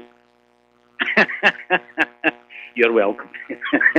Have you heard of a thing called the Eurovision Song Contest? Oh, yes. All right. Now, did you know that Israel won it this year? Yes. Yeah. I mean, it's always tickled me. How the hell does Israel qualify for a European song contest? Well, anyway, it's a mystery there, but the real complexity is the way the Eurovision rules are set up. Whichever country wins it this year hosts it next year. So the Eurovision contest is going to be held in Israel next year, and there are already a lot of artists and countries who are saying they're going to boycott it. That they're going to boycott Eurovision because of what's been going on in Gaza. Yeah. Did you hear about the parody? Somebody on a Dutch TV show did a parody of that song. Yes. And the Israeli government complained to the Dutch government. Yep. How childish and petty is that? Hey. They are childish and petty. You know, for 70 years, Israel's government has never once been chastised for anything that they do. So, yes, they've evolved to be the equivalent of a spoiled brat. And they just say whatever they want to say, like this ridiculous idea that, the Gazans were rushing the fence to kidnap their soldiers because up until recently, up until the age of the Internet, they could get away with it. Corporate media would not, correct the public. They're just used to that. Now, of course, they're very upset that they've made this major blunder. 2 of them, actually. First of all, the Bloody Monday massacre, and then shooting this Palestinian medic And the optics on it are really bad. And the more they come on out with this ridiculous stuff about how, Hamas is trying to destroy Israel and Israel is fighting for its life and everything, people are just getting fed up and disgusted with it. It's time for this to stop. Planet Earth cannot tolerate a totally out of control rogue regime, especially one based on fanatical religious principles and armed with nuclear weapons. Yep. Well, I think I'm starting to sense a turn in the tide here. More and more people are waking up, and I'm seeing demonstrations worldwide. So we can only hope for the best, eh? Absolutely, absolutely. And the good news again, CNN's out there trying to defend Israel, and their ratings keep going down. They just keep going down. John, thank you for the phone call. We're going to let you go and switch over. Okay, Mike. Cheers. All right, we're switch over to Chuck and first of all, we're going to do a shout out to our honor affiliates who are rejoining the network, and now we're going to go to Chuck in Texas. Aloha, Chuck. Welcome to the show. What's on your mind? Chuck, are you there? Okay, I'm not hearing Chuck. Let's try Terry in California. Aloha, Terry. Welcome to the show. What's on your mind?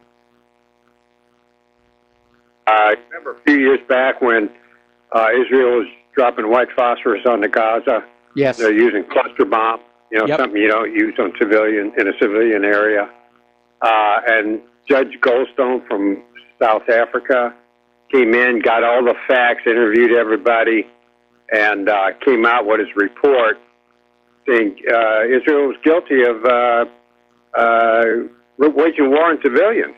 Yes. And then all of a sudden he disappeared, and then he resurfaces saying, I really didn't mean that. That's not what I really meant. It's not true. So people are just baffled about how they got this power to be able to change people's minds like that, or they didn't change their minds, obviously, but they put pressure on them to change their story to the world. Yes. Where do they get this power? They've got a lot of money. They've got the Mossad. They have a long history of killing people. There was a young Jewish Israeli filmmaker named David Cole who actually did his own documentary about Auschwitz, pointing out how the archaeological remains there don't support that Orthodox story of the Holocaust. And he came out with it, and it was a very well done film. And then all of a sudden, years later, he came on out and said he didn't mean it, that yes, the Holocaust happened. Again, if Israel takes a shot at your family, you're going to change your story. Yeah, well, you remember Marlon Brando, he told the truth about who owns the movie studios. Yep. And the next day he came out crying on TV, apologizing for making that statement. Do you remember that? I remember that one. Well, Hollywood is under the control of Israel's supporters. And if you dare say anything bad about Israel, you're out of a job, you're out of a career. And everybody in Hollywood knows that's what's going on. Now that I'm not in the film industry anymore and don't really care about it, I can say that, there are a lot of forces at work in Hollywood to keep the entertainment industry in line politically. And it's not just Israel, it's also the FBI, CIA, Operation Mockingbird, and of course the financial backers and sponsors. Everybody's in there saying, you will make this movie, you will not make that movie. And anybody who speaks out of line, they lose their career. Yeah, well, Judge Goldstone documented everything. The facts speak for themselves. You can't tell the truth, obviously, because, all he did was say, look at the evidence and you draw your own conclusion. These are my conclusions, but, these are the facts, too, to go along with it. So you wonder how, somebody of that stature, Judge Goldstone, he's got nothing to lose. I mean, he's not an actor. He's not, you wonder what goes on behind the scenes and why can't that nut be cracked? And, if we could only get the truth about what happened to these people, You know, what kind of pressure were they under? Who threatened them? You know, what happened? But we never hear about that. No, we never hear about that. Again, there's a very dark world behind the facade. And again, if push comes to shove, they threaten somebody with assassination to get them to change their story. And there are very, very few people who are willing to risk being assassinated for the truth. And that's just, unfortunately, a sad story, commentary on the human condition. Yeah. Paul Craig Roberts, you know, he had a question about, you know, why these people follow this globalist agenda. And the guy that he was working for said it's money bags. Pure and simple money bags, you know, coming to these people. You know, like the high people in the world. I don't know, is that the deal with Merkel and all the people that are leading their own nations down the dark path? I mean, like Sweden and all these countries, you know, that do these things that don't make any sense. No, it's not just the money. It's their dream that one day, if they can bring about a one-world government, that they will be part of it, that they'll be able to dust the seat of that golden throne of planet Earth with their own bottom. Yeah. Okay, well, it's all clandestine, behind the scenes. Nobody can, you know, talk about what goes on behind the scenes. And most people don't know anyway to talk about it. Anyway, that's all I had. I appreciate it, Mike. Thank you. All right, thanks an awful lot. We're going to switch over to Dennis in Indiana. Aloha, Dennis. Welcome to the show. What's on your mind? Well, Mike, I just heard on another radio station 2 days ago or 3 days ago, they said that about the volcanoes, they said it's either the surface of the ocean or on the floor of the deepest part of the ocean. That is down 16 miles from one of those two places. It's so hot down there in the core of the earth that they can't even measure it. It's so hot. Well, the mantle is about 2,000 degrees. Now, the center of the earth is assumed to be about the same temperature as the sun, but nobody really knows because they can't drill down that deep. But they have been able to drill down deep enough to sample the mantle underneath the crust, and it's about 2,000 degrees, and that's the temperature of the lava that's coming out of the Hawaii volcano right now. Oh, okay. Yeah, it's you know, it's you think it'd be deeper than that under the ocean, but it's not. You know, it's expanding all the time, I guess. Well, are you talking about the Mid-Atlantic and Mid-Pacific ridges? Well, that I don't know. I don't know if they meant the surface of the ocean or the deepest part of the bottom of the deepest ocean. Okay. What were they saying about this either surface or deepest part of the ocean? They would say just 16 miles under it. It is so hot that they can't measure it. That the scientists said it was so hot that they couldn't measure it. They had no way of measuring it, the temperature. Okay, well, without knowing where they were talking about, it's kind of hard to put this in context. But right, if I remember, I would. You know, obviously they're able to measure the temperature of the lava coming out of the volcanoes here on the surface, and using robotic vehicles, they're able to get pretty close to erupting volcanoes on the floor of the ocean. So I'm not sure. Anyway, listen, thanks an awful lot. We're going to let you go and switch over to Mark in Georgia. Aloha, Mark. Welcome to the show. What's on your mind? Mark, are you there? Okay, I guess we lost Mark. Let's try David in California. Aloha, David. Welcome to the show. What's on your mind? Yeah, thank you. I was revisiting an article by Harold Wallace Rosenthal, who was a worker for Jacob Javits, who said, "Let the floodgates open up." And basically, what Rosenthal was revealing to this, he was paid by this patriot to do the interview, and he was exposing the Zionists, and he was one himself. And he basically said, that the immigration, they learned a lot. The Zionists and the bankers and stuff learned a lot when they had the Third Reich, who the economists there had a different money system, and it went off the Federal Reserve system. And so they learned a lesson that if you keep a group together, they can outwit or whatever, stand up against the bankers and the funny money system. And a good point, in fact, is the recent point is Iceland. That's pretty much Scandinavian people in general. And yeah, so basically, I'm just saying part of the immigration is done in purpose to have us all fighting and stuff, so the bankers can still do their crap. And also, I was going to say, the good Jews around the world internationally, like for instance in southern Sweden, should stand up against the Soroses and Barbara Specter of Sweden, who was originally American, and people like that.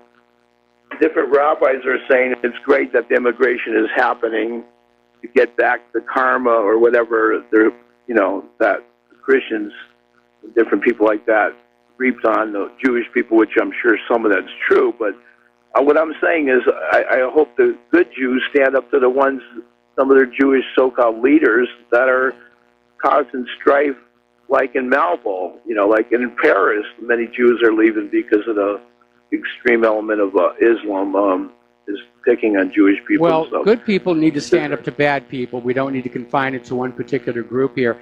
I agree with you. I agree with you. You need to remember. Yeah, I totally agree. You need to remember that it is part of the Jewish faith that you are not allowed to publicly criticize a fellow Jew. So that is a built-in, if you will, safety device. Anyway, David, we're going to let you go. We got to take a break for commercials. We'll get back with more news and more phone calls after these few words. And aloha, America. Welcome back to the show here. And we're going to take another phone call. John in British Columbia, aloha. Welcome to the show. What's on your mind? Hello. Well, it's like this, that George Soros, Yes. he's been paying out money to call for these people to go on riot. Yep. Isn't there a law there somewhere that says you can't, to incite riots is a criminal offense? Yeah, there is. Yeah. Well, I guess nobody wants to do anything about it. No, they don't want to do anything about it. And the open issue is to what extent Soros is actually working for the deep state, because we now know that a lot of the money he has been spending is not his own, but is being provided with generous government grants full of U.S. taxpayer dollars. So Soros may be used as a front for intelligence operations, the way Howard Hughes was. Oh, yeah. Well, one other thing was, I don't know who said it or when, but somewhere along the line I heard somebody made a statement that Israel will be the creator of its own demise. Yes. Now, I don't know who said it, but the way they're going, I think that could happen, and not soon enough for my liking. I would agree with you on that one. The issue with any falling empire, though, is not having them lash out at their neighbors in their death throes, which is a real danger when you have a nuclear-armed state. But you're absolutely right. The way that Israel is behaving is abominable. And even the Israeli people, I think, have had enough of the corruption and crime and the fact that the Israeli government actions at the border of Gaza are reflecting badly on Israelis around the world. And I don't think they want to stand there and continue to see the condemnation of the world come on in. Now, Israel's government is out there trying to claim that the people of Israel are wholeheartedly behind these massacres and these atrocities. I don't believe that. I don't believe that. Oh, I don't either. Yeah, because Jewish people and Israelis I've known myself personally, they're not like that. Yeah, this kind of an attitude of we're just going to kill these people with exploding bullets, that comes from the top. That comes from the politicians. That comes from the sociopaths. Well, I assume they have elections there. Is there some way that they could vote Netanyahu out, or did they drop that fraudulent charge? No, supposedly he's about to be indicted, but it's just sitting there and nothing's happening. And you would have to assume that Israel's elections are just as crooked as those here in the United States of America, and that the Israeli people don't have any chance of voting themselves in a better government any more than the American people do. Well, it's a sad situation. I think the rest of the world better pay attention because, you know, whatever they want to do, they'll come over here next. You know, whatever country they want to attack or do or corrupt or take over. Well, what Israel wants, at least in the immediate future, is they want from the Nile to the Euphrates, the Israel that's described in the Torah. That's what they keep saying that they want. They want a third temple, even though they've actually had a third temple. But the Messiah didn't show up, so they said, well, it wasn't really the third temple, it was a remodel. Again, Israel is a theocracy.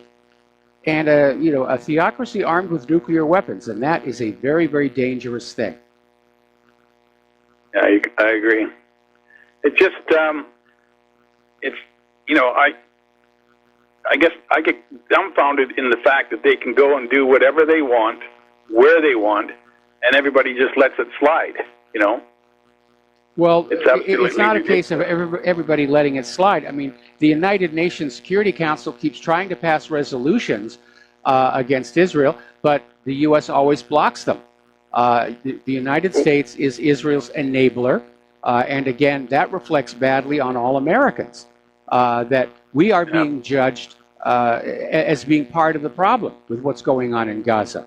Some of that blood from the Bloody Monday massacre falls on the U.S. government, and it does make us look bad in the eyes of the world.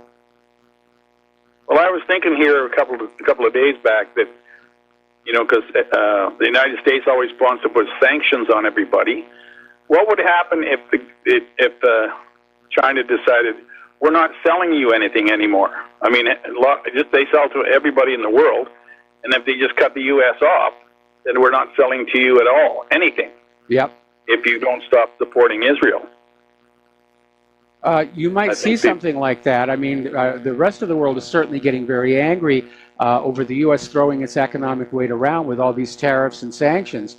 You could actually see something like that. But something, though, that you need to understand is ours is not the only government that is infiltrated with Israeli agents.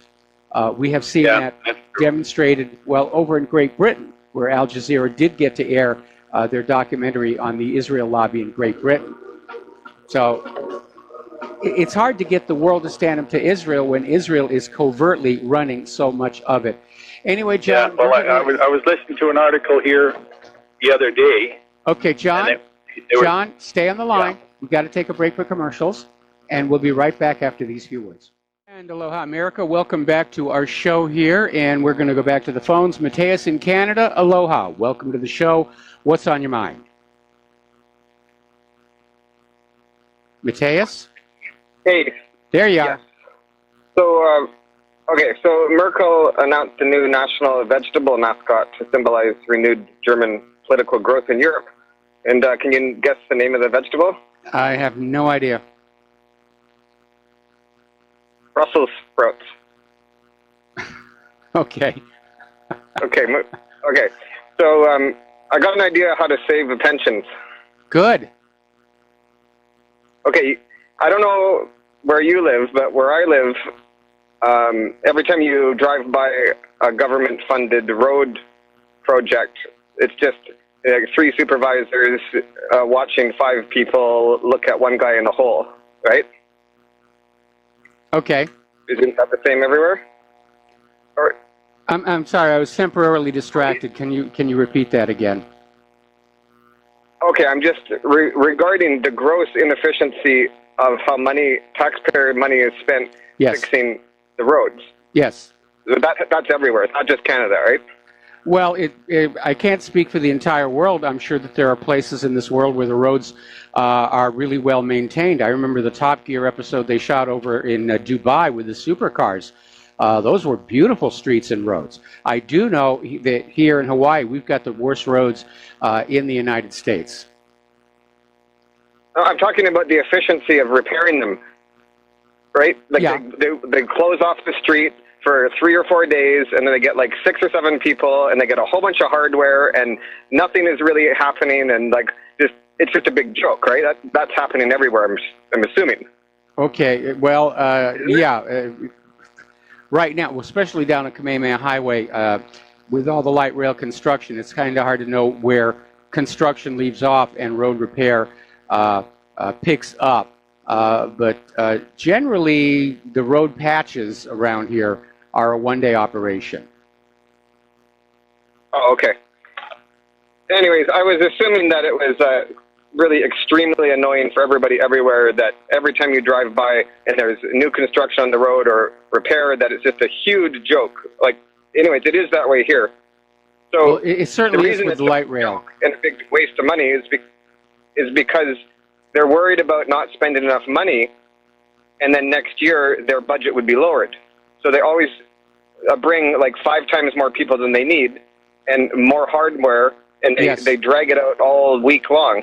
Yes. So that they can spend the required amount of millions of dollars, so that next year they get their budget renewed and hopefully even bigger. Yeah, that's a problem with all levels of government. In fact, I remember back when I worked at JPL, was the same thing. When we got to the end of the fiscal year, we were told to just use up our computer time budget. Back then, we actually had to pay per second of computer operation. So you could just write whatever software you wanted, just goofy stuff, game stuff, but you had to use up that computer budget so that it wasn't cut the next year. Yeah, okay, so here's the solutions of how we can save the pensions by just getting rid of inefficiency. And here's how you get rid of this inefficiency, is you say to the supervisor of these crews that they will personally pocket 10% of any savings of efficiency compared to the last 10 years running average. And then the workers themselves will get 2%. So you'll have an entirely motivated crew, and they won't hire lazy people anymore. They'll hire people that are motivated. Then the politicians then can use this as to get favor with the voters by saying, oh, hey, I was in charge of this legislation that passed this, and look, now I saved you taxpayers, 30% on your road crew last year. Rehire me. I care about the money, and look, we're putting this money to save the pension. So, and then the taxpayers are happy, and then the jobs get done faster, so there's less road congestion, there's less loss of the city being congested, and then there's less pollution with idling cars. It's like win, win, win, win, win, win, win. There's no downside, and all it takes is just to do that. Well, the problems I see with it are the fact that it isn't the workers out there on the road who are causing things to run slow and inefficient. It's the city managers above them who are the ones who are looking at their budget renewal for next year. So you would have to find some way to incentivize them to cut back on their own budget, and that's going to be a really, really tough sell. Then you've got to deal with the realities that all of these work crew positions are unionized, and the unions are very, very powerful. They're also basically control large blocks of voters, and no city manager and no politician wants to anger those unions because it means that they could... But hold on, just one second here.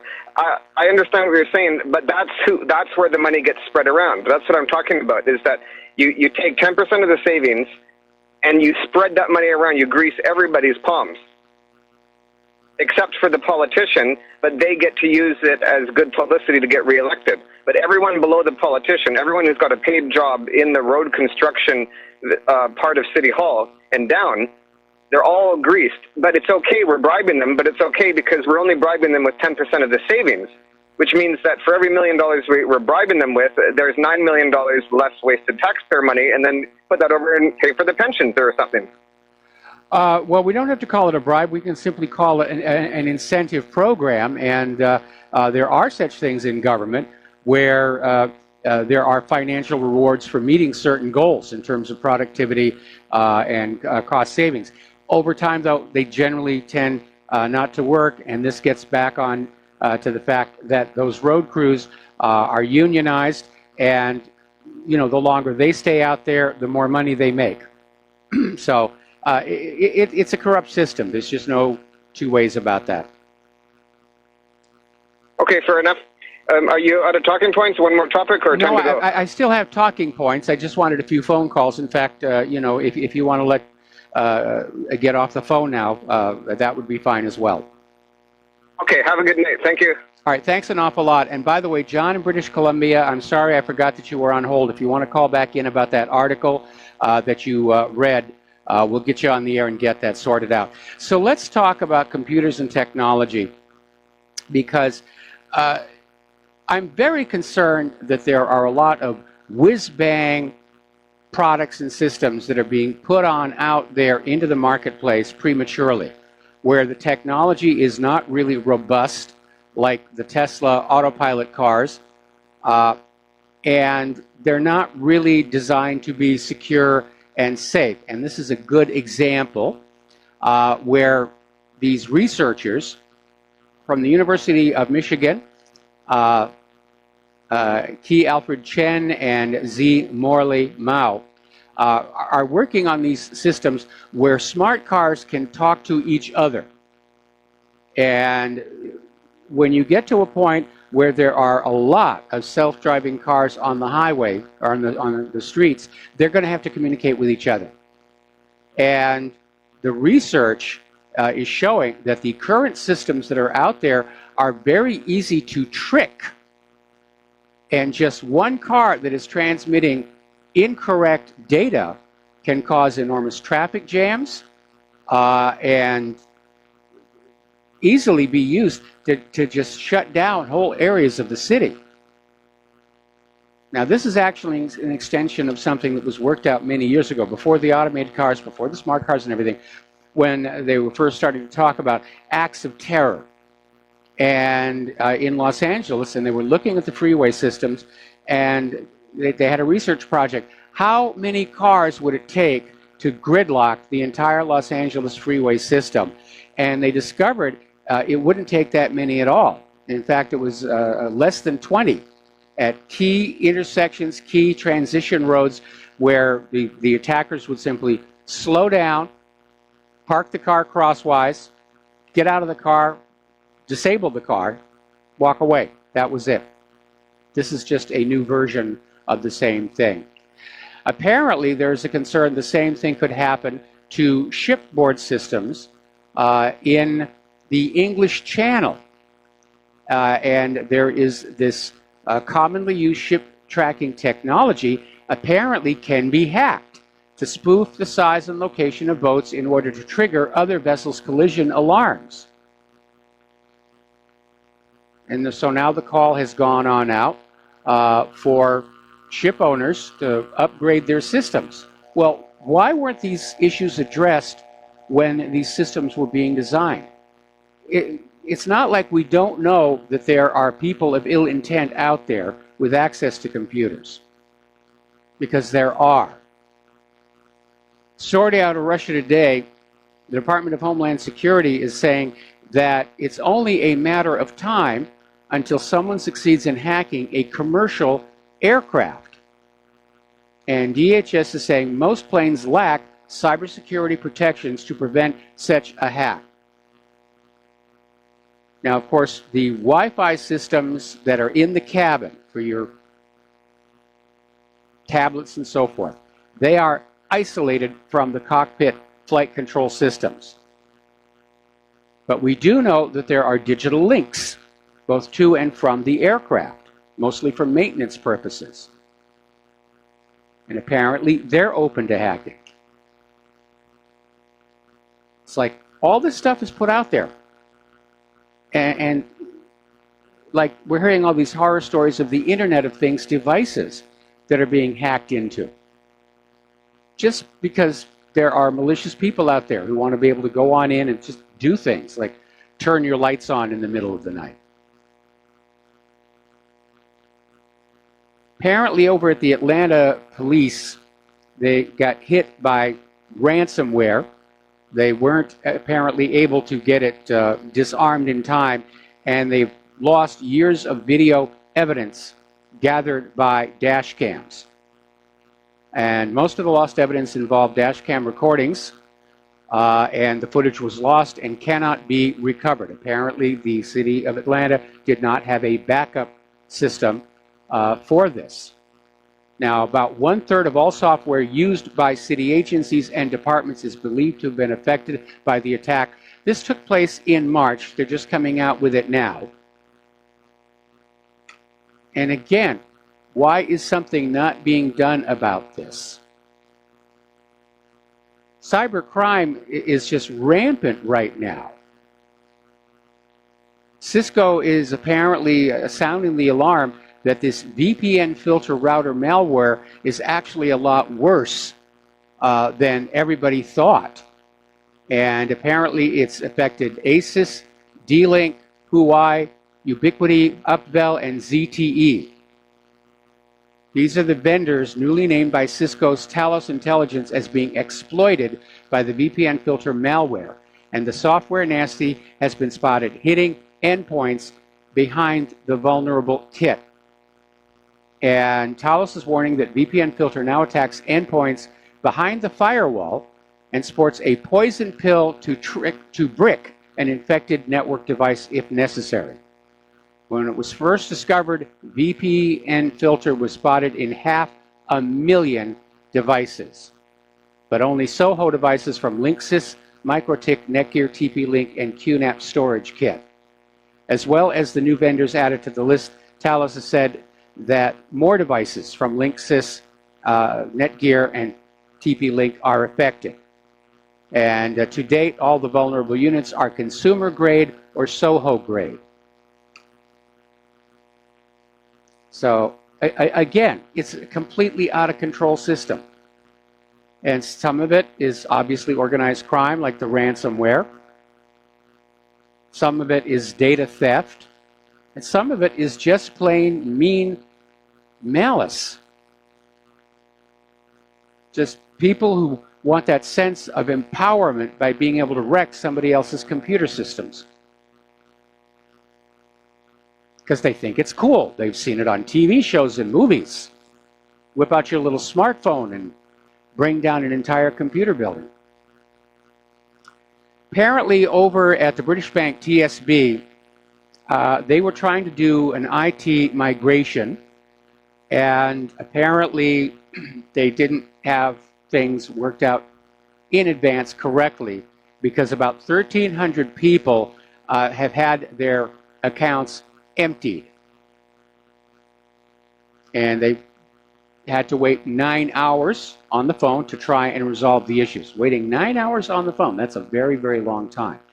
And they're saying that the levels of attacks increased 70 times, with scammers sending phishing calls, emails, and texts purporting to be TBS and asking them to verify their bank details.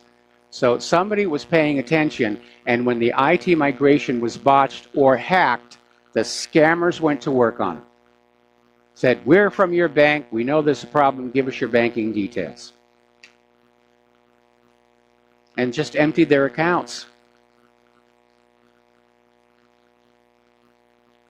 Should never, ever, ever, ever give your banking details over the phone or text message.